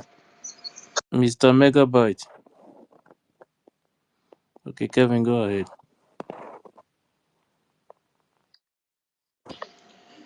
Thank you, my brother. Good evening. In the afternoon, I came on the space and I was with you guys before I went to my business place. On my way coming back, I heard a very terrible news in the keke I was sitting that Finland ambassador came to visit Tinubu to render Simon Ekpa back to Nigeria. And I was like, wow, where is this news coming from? So when I get home, I say, let me come on space here to confirm the news if it's legit. Once I open my X to log in, I didn't see you people. There was one platform on this X. I don't know how come. The whole people on that place were condemning Finland. Like 1 hour, I was just listening. They were condemning Finland, and I was just crying. I said, how come? How is Finland doing this kind of thing to us at this point of time? I lost hope. I was just angry with myself. That was from that kind 8 o'clock till around 10 o'clock. And I was like, God, what kind of thing is this one? This die minute, Finland has turned their back on us. Suddenly, I was knocked out from the space. I could not see those people again. I could not get that platform again. Till I decided to be awake till this time. Luckily, around 12, you people come up. And I was just say, let me listen this one if it's the same thing. So when our honorable here was making the speech, he now said something like, we should not listen to people that they are condemning Finland, that Finland will never do such thing to us. And I was like, wow. So these people are going this very extent. Like Nigeria, is this how this country? Oh, Nigeria wicked. How? Oh, like all the news where they keep people, they not put them for news. I know they hear that one. I was so marveled to hear this evening that they are bringing back Simon Ekpa back to Nigeria. And the news was almost all the whole radio. The whole radio, we are talking about it. But all the things where they happen, they need to talk about them. I'm so happy now that at least what they are saying is not the right thing. I'm having confidence back and I'm happy back. Thank you, my brothers and sisters. God will bless you people. And you people should keep trying. I will support this platform with Son of 5AG. In the morning, I will send it to the group. God bless you people. Good night from you. Thank you, Kelvin. You see, this is the reason why we have to be open on the media to correct some of this misinformation, because just like you said, there are millions of Biafrans that will hear this message, and some people will commit even suicide self. Yes. I swear, I say I was crying. Like, I, ah, Nigeria I don't terrorist even, government, I can't even breathe. they play mind games because they play political mind games. They study to see the emotions and the actions of Biafrans. They know what they love and what they like. It's just like you sleeping and then you wake up, you see that um, Prime Minister or Supreme Leader, our Supreme Leader, Martin Amicano, has been sentenced to 10 years imprisonment. Ask me what will happen to thousands of Biafrans on getting such message. So this kind of misinformation and propaganda, they have done it before in 2023. They did it in 2024. Now in 2025, they have to try another one. And they are doing it when they see that the enemies of Biafra within have a reason to create more chaos. So we have to be very, very smarter than them. And we encourage Biafrans in the homeland that when you get any information, don't make conclusions from the Zoom media. Don't base your news on the Zoom media. Come back to the Biafran government media to find out and confirm before you start escalating it, so that you don't drive some people into their early stroke. Please, I beg on everyone. Thank you so much. Yeah, thank you very much. It's of Ife, information. please, can I say I'll drop something? you. Please, please, please. Uh, No, it's go important. ahead It's now. important, please. Please, Biko. Sorry. I just want to, first of all, greet everybody. And please, like what my brother said, Kevin, before you, I will urge each and every one of us that please, it's always important that you study the spaces you go to. And when you are in a space that you don't recognize, please pay attention to what they say, listen to the tone of their voice, check out for the consistency in the type of speeches they make, check if they contradict themselves, pay attention what they are saying. Does he kind of like is it kind of similar or aligns with what our PM stood for when he was still with us? And that's where you need all the answers you're looking for. So, like I tell you, our ministers are here. They've told us that please, we should not attack Finland because they are going through due diligence. They are following protocols.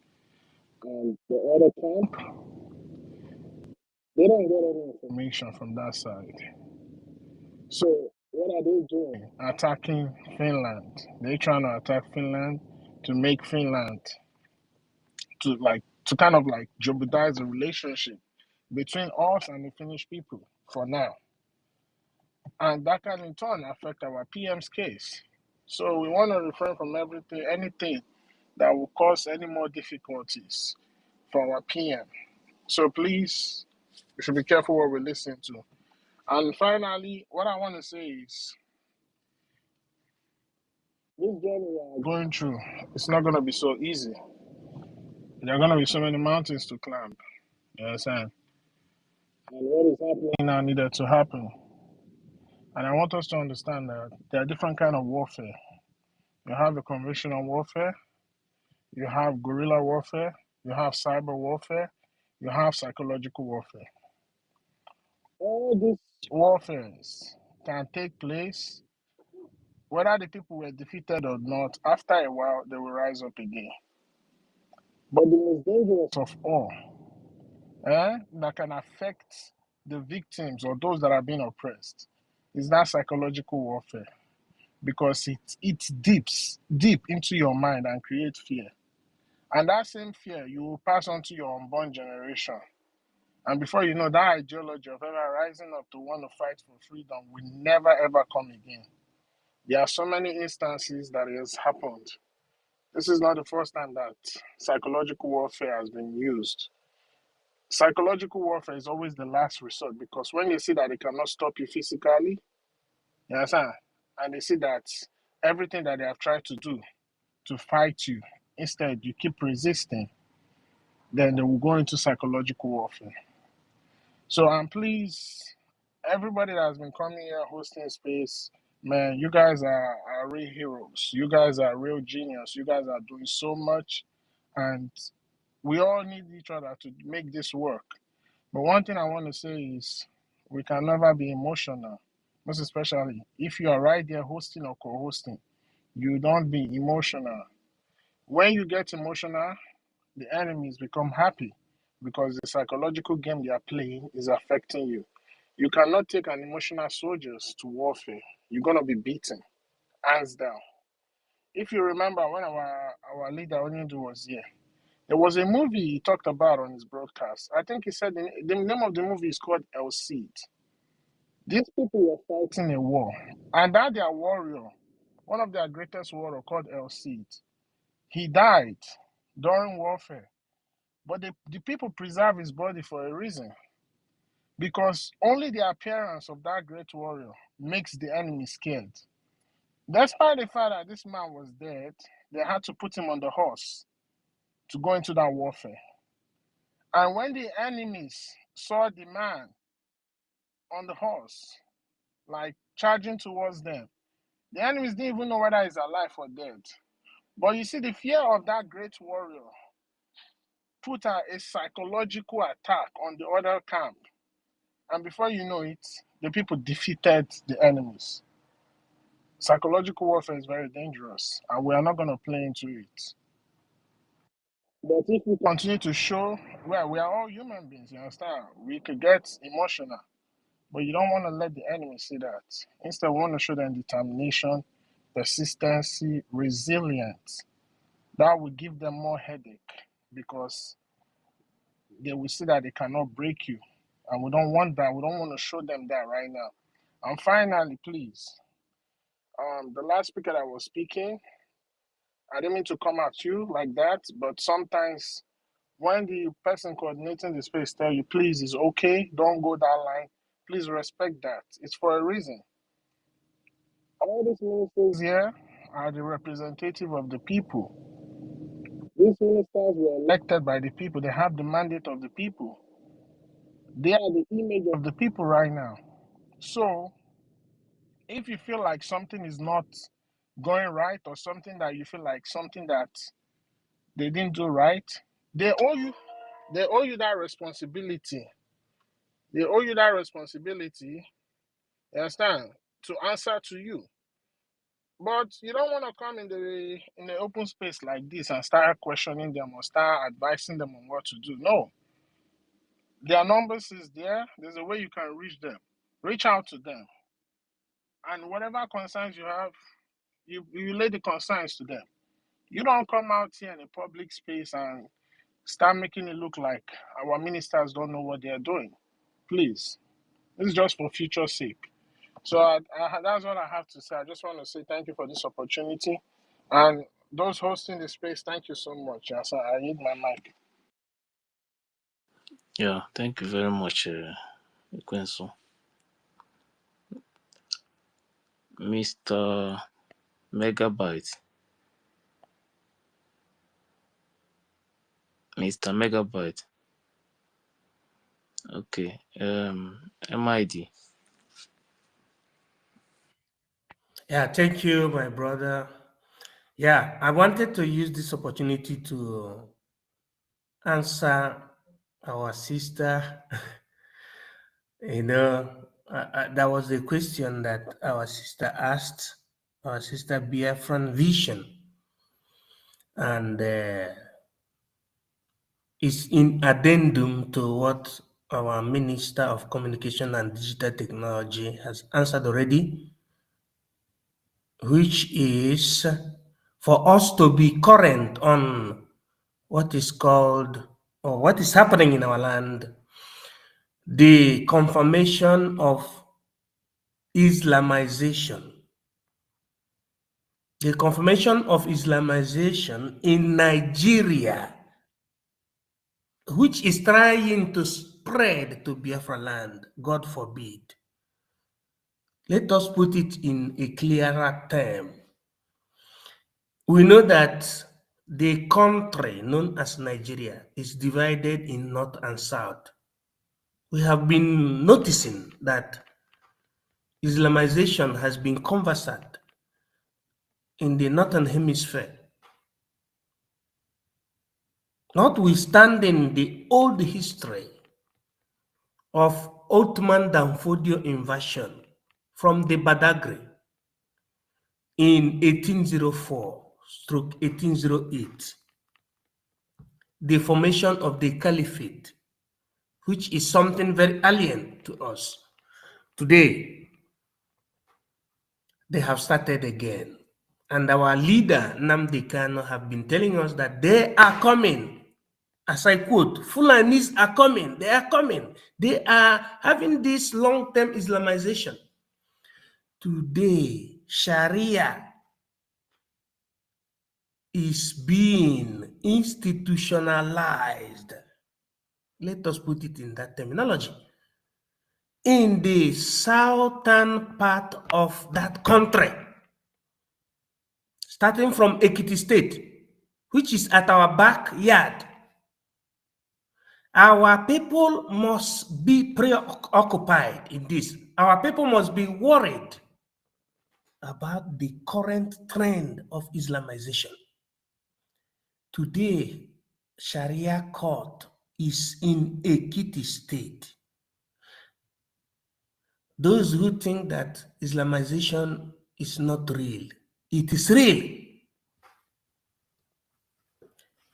Let me send this message to Christians. Christians in Biafra land, know you that Christianity model in Europe was meant for the survival of the Europeans, not for them to go to heaven. Unlike the teachings of Christianity in Nigeria or in Biafra land. In Europe, Christianity or Christianism was for the people of Europe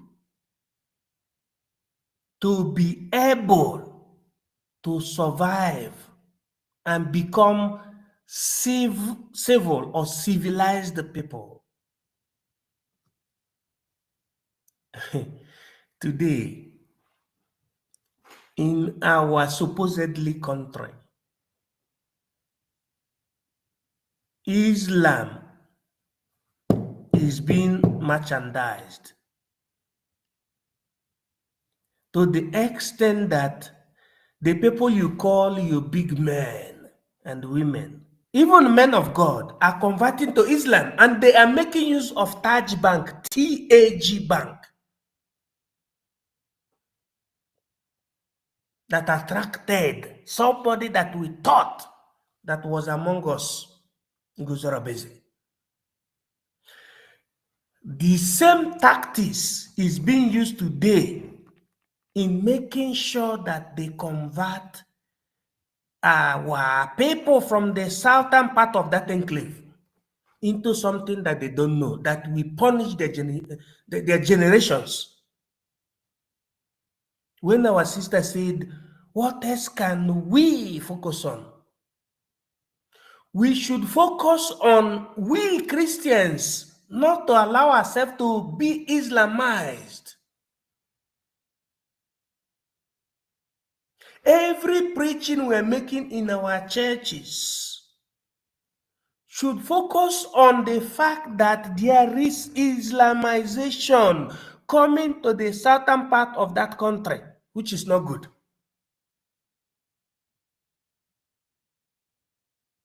in Biafra land, it can never happen.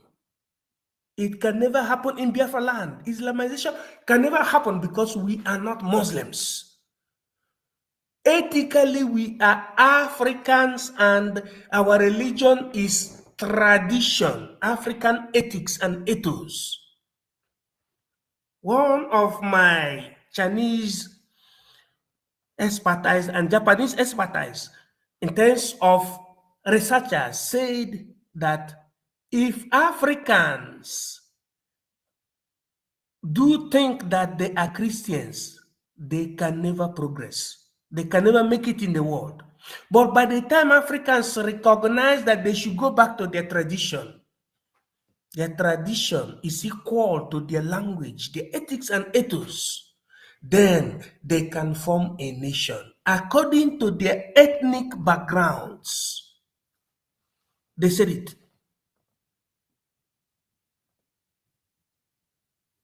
So, our people should simply understand that this fight for the liberation of the sovereign state of Biafra by Ojukwu, our eternal leader, is the only way that will lead us to be human being in this world. Especially not to be Islamized, because it is never possible for an original African man, what you call Aboriginal African man, to become a Muslim. It is not possible. Because ethically, Muslim is not African. Now, by the time we know that, let us all garner our efforts, our intellect, our know-how, our religion into liberation. There is nothing again we're doing in this life. That is the reason why we are awake from morning to night, evening, and the Abba time. Because we have to become a nation. And thank God, our leader, Mazi Nnamdi Kanu, after Ojukwu and Wazirike, show us the way by his preaching. After Nnamdi Kanu, we had our Prime Minister, Mazi Simon Ekpa of Arco Temporalis. Today, we are having the act, or what you call acting Prime Minister, Mazi Ogechukwu Nkere, who is piloting this particular liberation diplomatically for us to be a liberal nation, so that as they are Islamizing Nigeria, northern part, we, the Biafrans, will become an independent nation. Because those who understand the way the Westerners see us will understand that there is a need for us to have our independent nation, Biafra.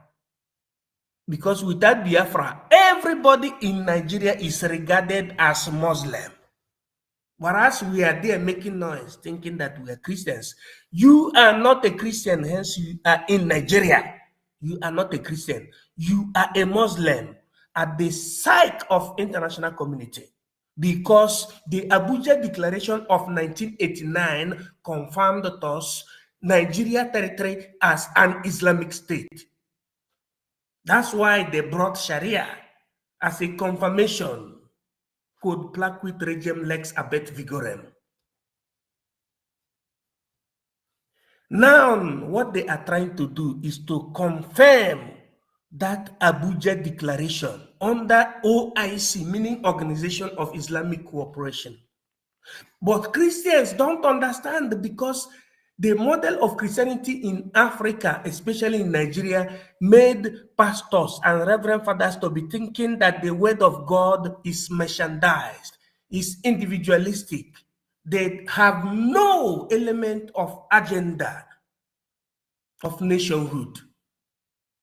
That's the reason why they tell you It's not possible for Nigeria to be Islamized. It is very, very possible because under politic, they have declared Nigeria as an Islamic state from 1989.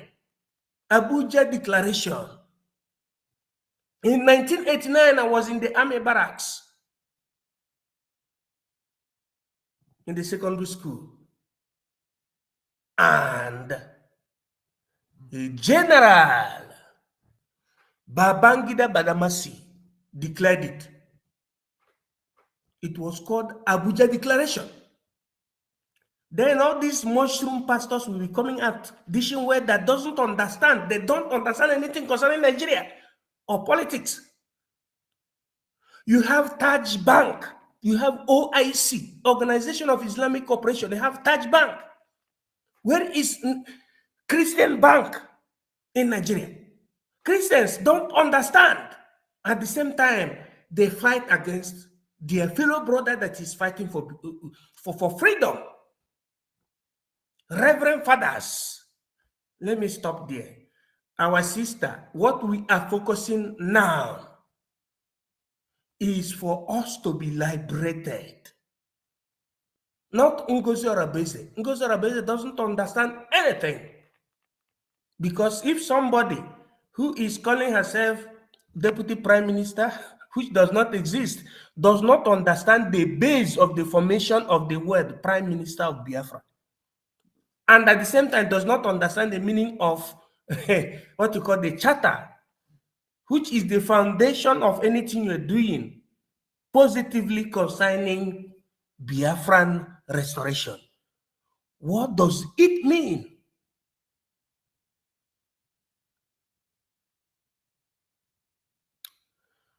Thank you, my sister. Let me stop now.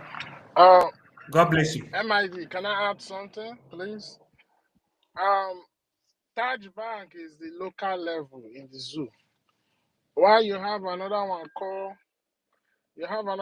Sukuk. That is based on the international level. A lot of Let me tell you the meaning of Sukuk. Let me tell you the meaning of Sukuk. Wait, my brother. Let me tell you the meaning of Sukuk. Can I go on? Go ahead, sir.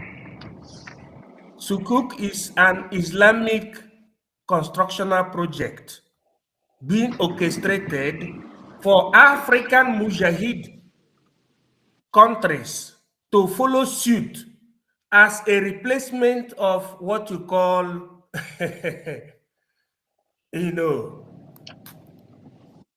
that dictum that Africans stopped abruptly.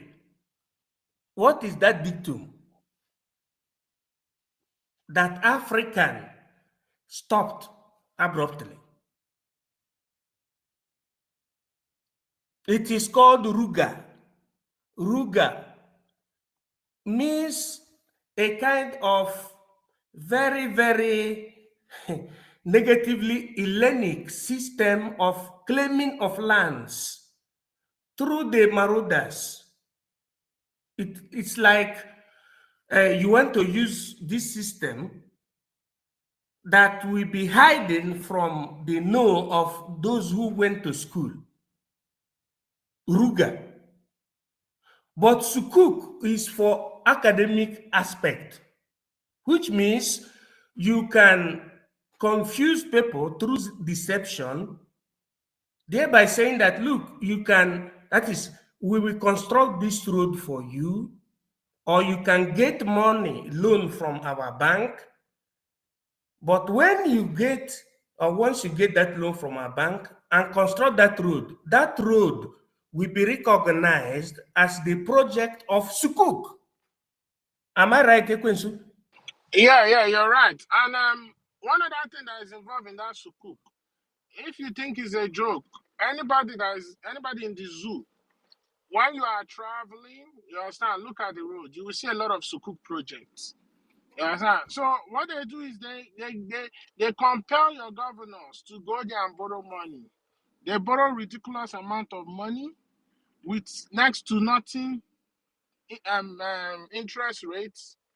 And they are supposed to pay that money back within a certain period of time. They can give you 20 years, they can give you 15 years, depending on whatever they negotiate. And of course, you know your governors, the zoo governors, they take all this money and embezzle it. They don't use anything for it. It was what Umar was using to build all those so-called shenanigan flyovers he was building in this thing, in old Ebonyi State. And after that period of that contract clause, if the governor doesn't pay back that loan they take, of course they know they're not going to pay it. Automatically, the land belongs to Sukuk. So systematically, right before your own eyes, that's how they take your land. And when you go to go and argue that how is that possible, then they will bring out the paperwork, the contract paper that your governor signed. And when you try to fight it, then they will ask you, didn't you vote these so-called people into power? Were they not your mandate? So what is going on in the zoo is not a joke. That's why we need to get out. Systematically, all the land, most especially in the West, in the East, are being funded by Sukuk projects. That's why we need to do what we need to do and get out. Thank you. My brother Kwensu, Chukwumeze, I want information, please. Oh my goodness. When I see somebody that understands in things that we save Biafra, I do laugh. I am His Academic Highness. My sister, I'm still talking to you, Biafran Vision. We Christians, we don't understand that we are not in charge of government. We don't even know what is meant by government. You see, I was trying to explain the Islamic tactics. I'm not even going to the history. Then my brother Quincy anticipated the sukuk. We will study very versatile. When we say bazaar, what do people understand by bazaar? Bazaar is not an English language, but to you Christians, to we Christians, I am a Catholic, okay?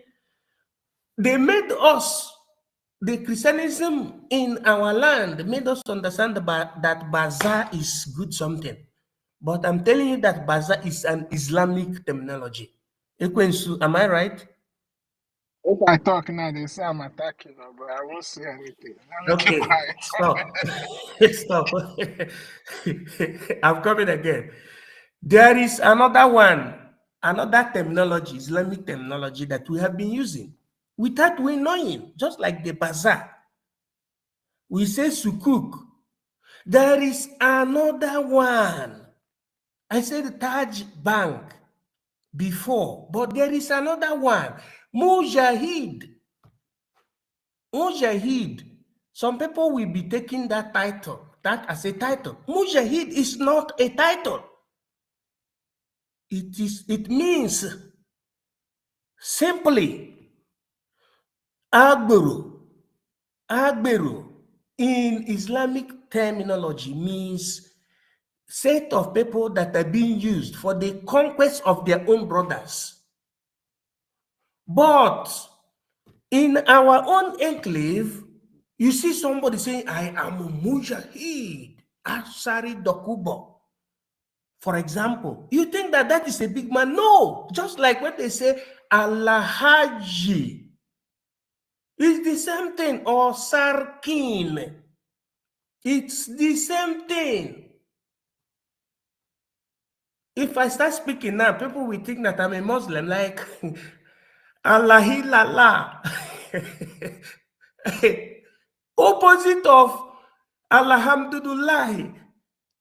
These are the things that they used to confusing our people. The best we need to do is for Biafra to be an independent nation. There is another tactic that they use that is called taqiya. What is the meaning of taqiya in Islamic terminology? Religiously, it is okay to lie if they are trying to deceive an infidel. Thank you. Deception. That is the meaning of takia. Takia et mujahidin. Takia is deceptive means you use to do what? To make people who are gullible to believe that you are a messiah, what we call messiah. That is what they use to deceive the Hausas from before 1804 from the area of Badagry, Lagosia, in the western part of Nigeria, and in the northern part of Nigeria, in the area known as Gobi, or what you call the Sokoto state. There was nothing like Sokoto state, but there was what you called Gober. Am I talking sense? 100%. And also, please Thank tell you. them how Sunan is antagonistic towards innovation, so that they will understand. Eradication of innovation and establishment of Sunan. Before we talk about even Sultan of Sokoto, there was a man called Ottoman Danfodio. Ottoman Danfodio came from the northern part of Africa, Africa of the North, where you have the caliphate today. Do you know the deception they used? The Hausa people, the Gobir Empire, Imperi Gobir. Now, the expedition of Ottoman Danfodio entered tactically with this deceptive technology or tactics, as if they were trying to bring Western education to them. That was what they used to deceive our brothers, the Hausa people. Because I remember that historically, the richest man in Africa was called Mansa Musa. Mansa Musa was from the Hausa enclave, which is traced to the modern state that you call Mali. Mali. Thank you.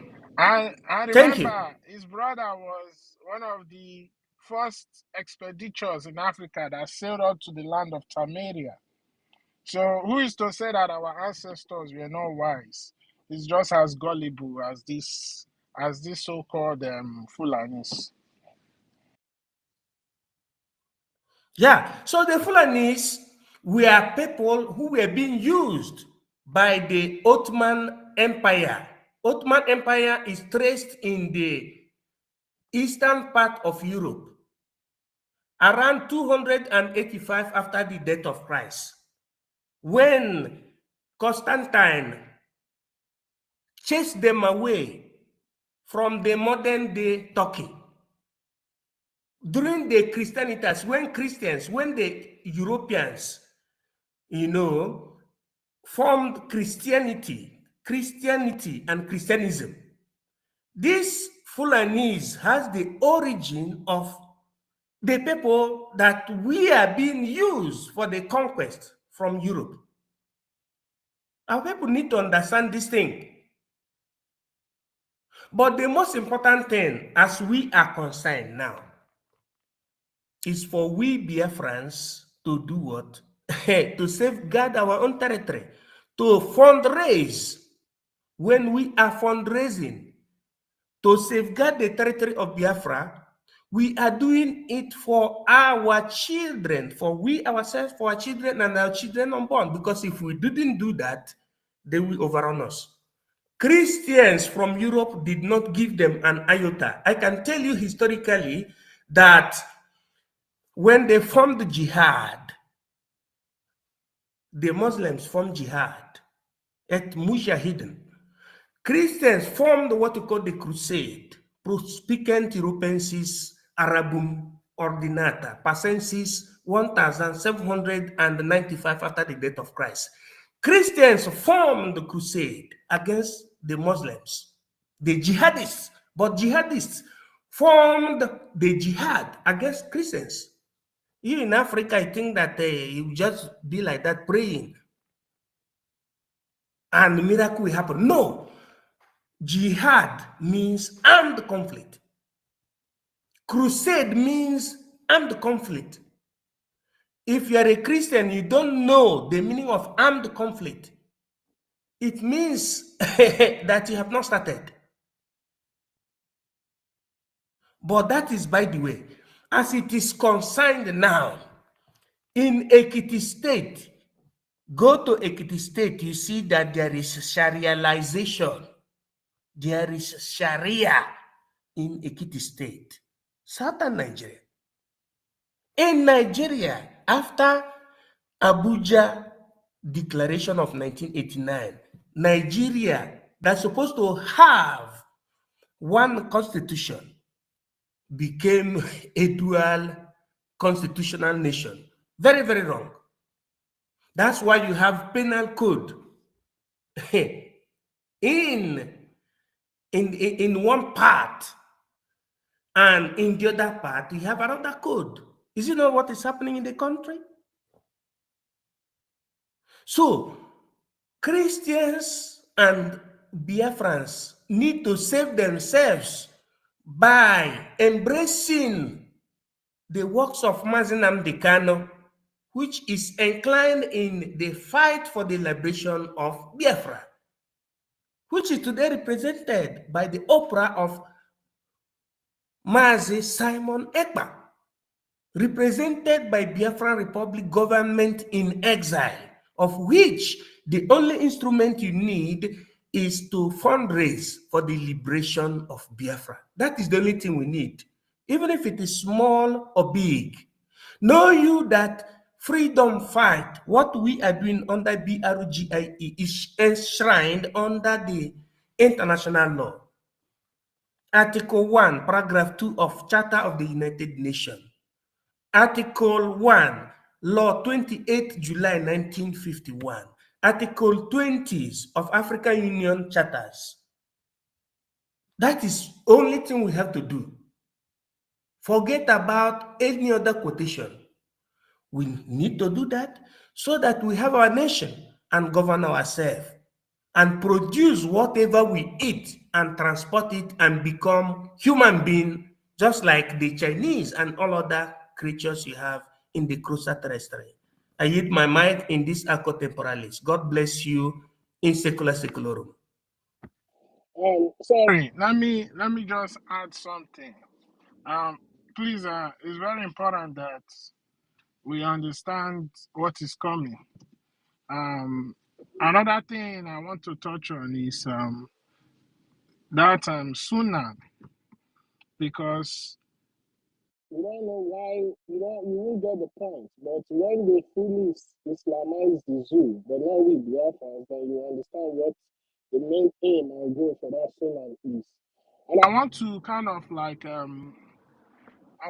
of correlate it and also make it kind of antagonistic to what we believe as we Biafrans, because every Biafrans, first of all, were Igbos before we became what we are today. But that doesn't make us that we're not one people. We're still one people.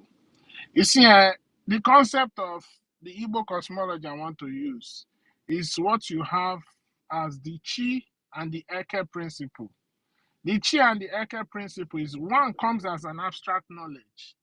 The Eke principle is the thought of creativity.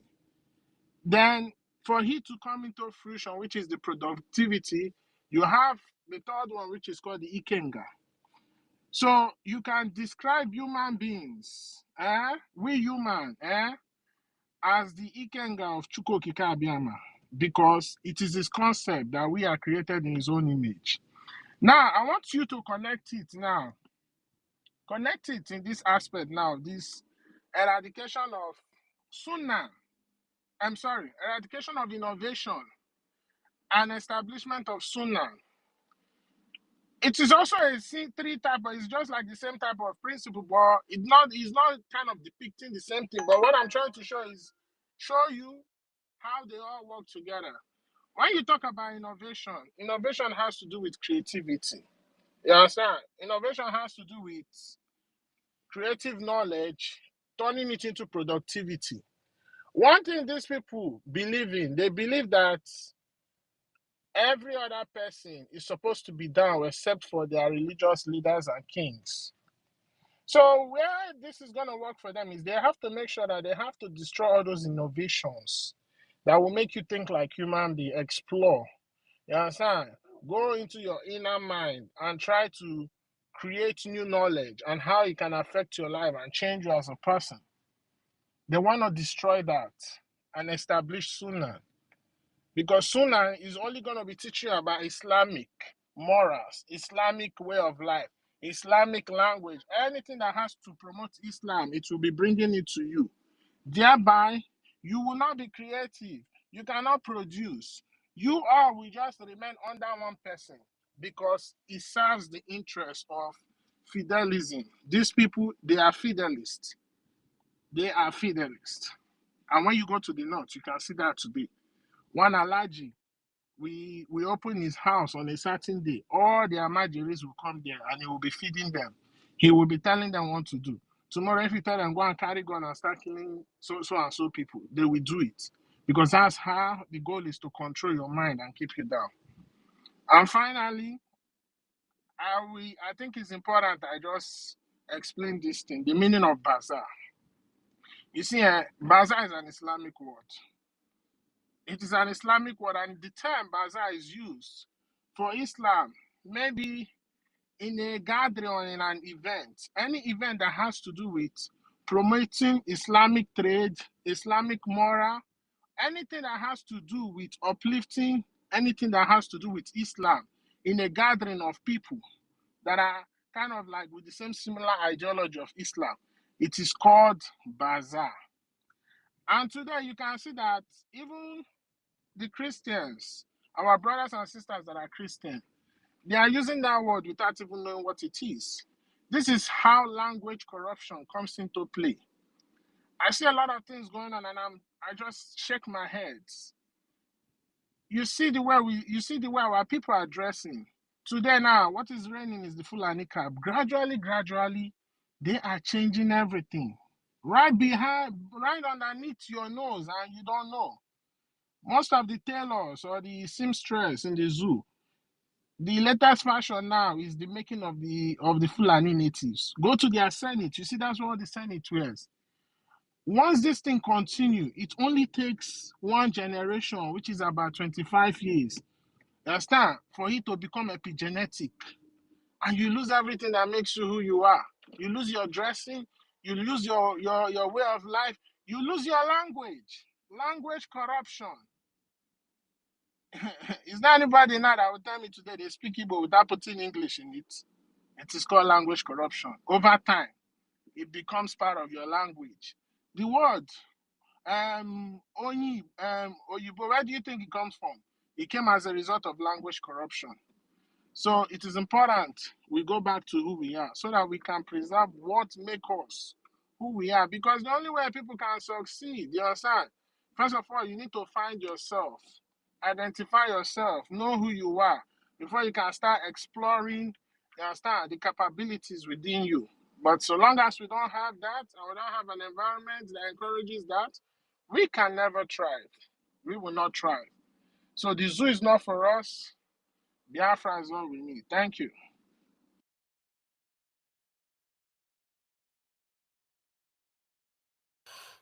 Yeah, you said it very correctly. If I can go ahead, I can still stress on that. When our brother said Sunnah, Sunnah has to do with Sunnah al-Islam. Sunnah al-Islam reflect to the second family of Muhammad. So because you have Muhammad Primus and you have Muhammad Secondus. Muhammad Primus is the Shaykh al-Islam that has to point to the first prophet, the first prophet that points to Africa of Addis Ababa, you know, the one that preached about Yeshua that was to be stoned to death. Then he ran to Addis Ababa and saved his life. Whereas Sumna al-Islam has to do with Abbasidi, which means the second family of Islam, the one that created Jihad al-Islam, alhamdulillah. Am I talking sense, Ekwensu? Yes, 100%. You're right. You're right. 100%. so now it has to do with radicalism. Now it is Sumna al-Islam that brought about Taj Bank, which means people that says that if they want to go to heaven, they will buy many people. Then by the time they go to heaven, they give them, is it 7 virgins? These are the families of Sunna al-Islam. And they are the one that is affiliated to Muhammad Buhari that are ruling Nigeria. Now, another spectrum is called Wahhabism. Wahhabism has to do with the family of intellectual Sunna al-Islam. You will continue studying it, you can never understand anything because that is Islam. But what is our own concern is our own African cosmology. But how can we Africans, we Biafrans, understand that our cosmology is what we will use to form a government and have ourselves been liberated? That was what, or that is what Mazi Nnamdi Kanu saw, and he started fighting for freedom. Many people that studied Domina Igbo, but they did not understand the need for us to be free inside that Omenala are getting it very wrong. Because you cannot know Omenala Igbo, Omenala Biafra, without knowing the contemporary freedom. Having the mantle of leadership, that is the main thing that we are failing. If you like, you can pray Ave Maria, plena di gratia, Signore con te. But if you are not the government, if you are not the one in charge of the government, it means that your prayer makes no sense. We have many churches in that country, but who are ruling the country are Muslims. Am I talking sense, Ekwensu? 100%. And just Now, what is the value of Christianity if in the country called Nigeria, who is ruling it is a Muslim, and it is Wahhabi and Sunna and Islam and mixed with Shiite? What sense does it make for a Christian to be making mouth that is a Christian inside Nigeria? Does it make sense? no. It does not make sense. The only thing that makes sense is Biafran freedom. By the time there is Biafran freedom, all of us will come together. Be you Christian, be you, traditional worshiper, be you Jewish, we will come together and harness our society, organize our society in our own reality. Then we will be free. We will be like the Europeans. We will be like the Chinese. There is no other magic there apart from this freedom. If you like, you can say you are a reverend father, pastor, this and that.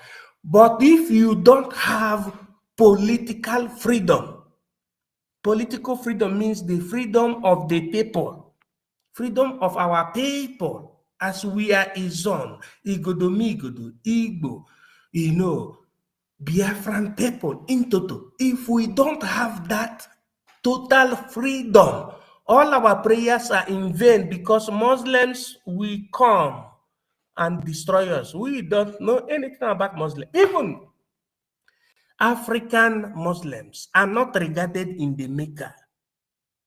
The honorable minister, one thing Thank you. I want our people to know is, you see, one thing I admire about the Caucasians. Yes, one thing I admire about them, they are more concerned about controlling the situation. We are very concerned about controlling the situation, because he who controls the situation controls the authority. While we in the COG, we are only concerned about the dividends of what comes out of the situation. You understand? That's why the Caucasians, they will strive to be at the helms of power. Why the black man is just all about, oh, come get butego, riches, riches. But you don't know that those in authority can take away the riches from you. So we need to start changing our minds to be in control of the situation. And that's why we need to have control of our own politics, political freedom. And then, Political freedom, yeah, and exactly. then we can decide how we want to be governed. Because one thing that made China progress the way they are, it's not just because they sent a lot of their people outside to Europe and everything, you understand, to go and learn about technologies. They brought it back home, and also with their population, they kind of devalue their currency to give the world cheap labor. No. The origin of this success they enjoy today is, first of all, knowing that who they are. They identify themselves as one people, one As culture, a people. yeah, one Thank culture, you. one language, even created their own alphabetical writing. Yeah. Anything that they are doing is always going to be in unison. And that's why it is very difficult for them to even sabotage themselves, because they have that unity of purpose. And to the zoo that are still to the people in the zoo that are still acting ignorant, one thing about Islam, this is a religion of war. Even after they Islamize the zoo, you will see that the Shias, the Sunni, the Wahhabi Muslims, they will still be fighting, because it is all about dominating the others. That is the mantra for them. Who will dominate who? So we are not that kind of people. We are Republican. Everybody live their life, you understand? As long as whatever you're doing is in accordance with the law, then we are all good. You understand? So the mess that is in that zoo is just too much, and we need to get out of it. Thank you. We must contribute everything we have for the liberation of Biafra. For a liberation tax. That is the only thing. Without the liberation of Biafra, in 5 years to come now, all the churches you have in your local areas will become mosque.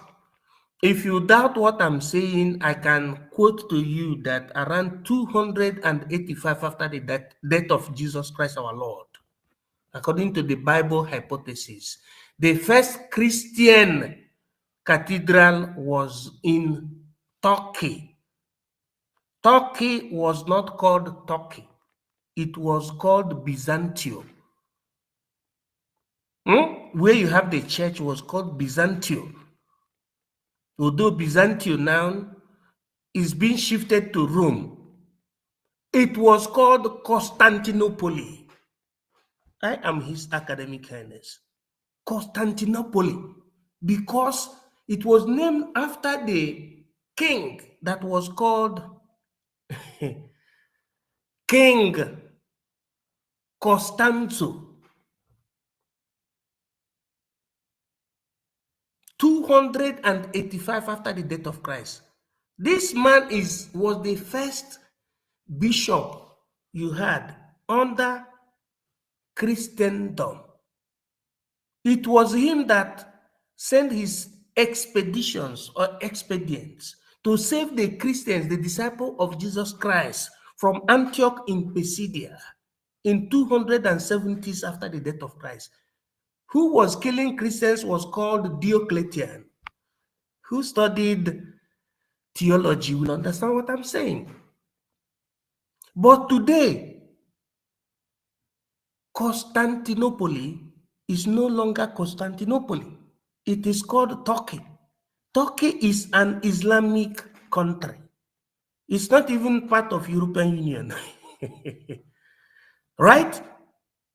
That is what is coming to happen Yeah, very correct. Very in correct. Nigeria. Very correct. Thank you. The reason why Mm. EU did not add them in European Union is because they understand that the ideology is very different from their own. Yes. You understand? But you know, in Europe, you have the Protestants, you have the Anglicans, you have the Catholics. Although it is still one foundation that leads to Christianity. So it is important we have our own as a people. Even Christianity fought among themselves. You understand? The Protestants in French, and the ones in Britain. The Protestants were being killed in this thing. They were being killed in France.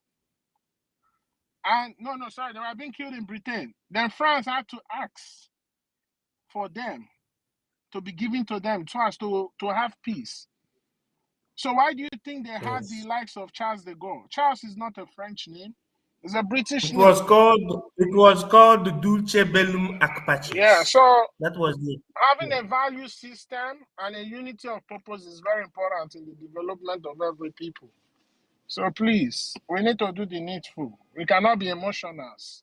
We can't be emotional doing this. We have to be persistent, strong, determined, and steadfast. You understand? And Chukwu Okike, who owns this project, will surely make sure that everything come into fruition. But we have to do our own part. Thank you. Yeah. I think they are tired of hearing our voice. Let other people talk. No. Let others go.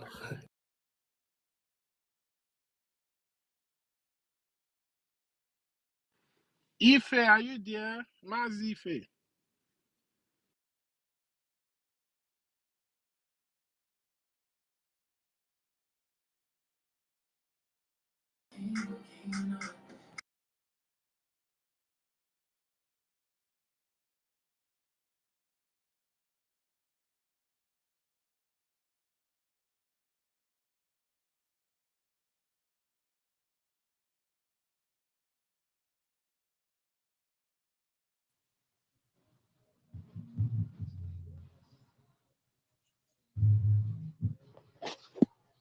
Living.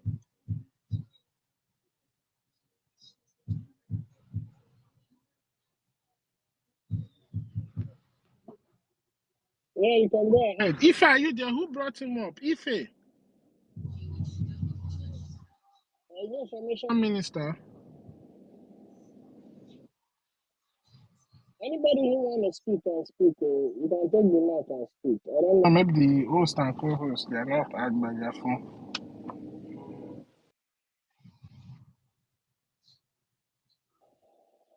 Go ahead, Reginald. Reginald, go ahead.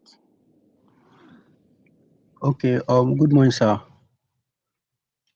Can you hear me? Yeah, we are carrying you. Go ahead, sir.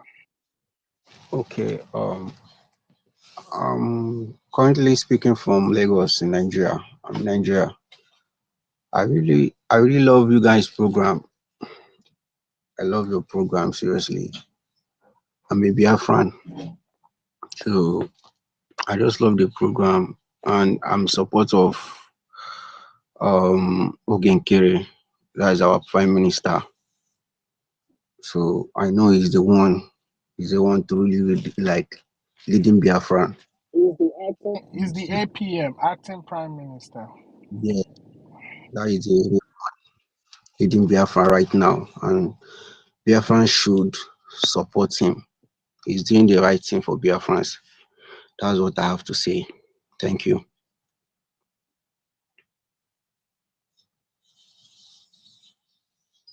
Yeah, let me add to what you said. God bless you from the Lagos. Ogechukwu Nkere was being democratically elected. Before he was elected, there were many people that contested for that position of prime minister, including I myself. Ogechukwu Nkere got 2 votes higher than my own in the cabinet. I even voted for him.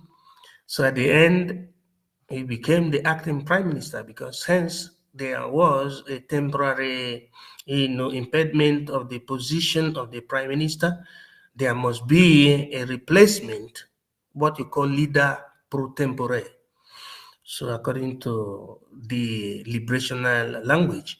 So he was voted in democratically, unlike that woman that is has been bringing lots of confusions, because that one is an impostor, because she just imposed herself on the people, which is not good, which is so unfortunate for a mother like her. I hope she returns back to her senses, because Biafran freedom or quest is not an individual quest, but it is a quest for collectivity and for maturity and unity of purpose. So it is good that you support the right person, Ogechukwu Honorable Nkere, who's the Minister of Finance and the acting Prime Minister. So that is the addendum to what you have said. And apart from that, our people should understand that the reason why people are suffering in Nigeria is because the colonial masters invaded our people. What I mean by our people, mean the African people.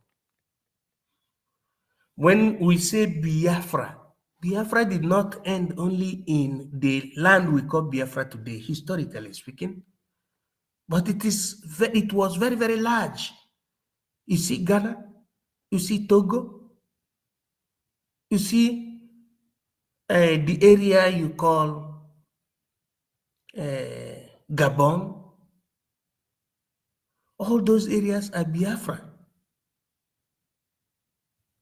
When the white men came, they were looking for bite of Biafra, because in Biafra there was manufacturing sector. Are you still hearing me, my brother, from Lagos? Yes, I can hear you, sir. Around 1821, you can hear about the bite of Bonny. You can hear about the bite of Biafra. You can hear about the people you call the Nana.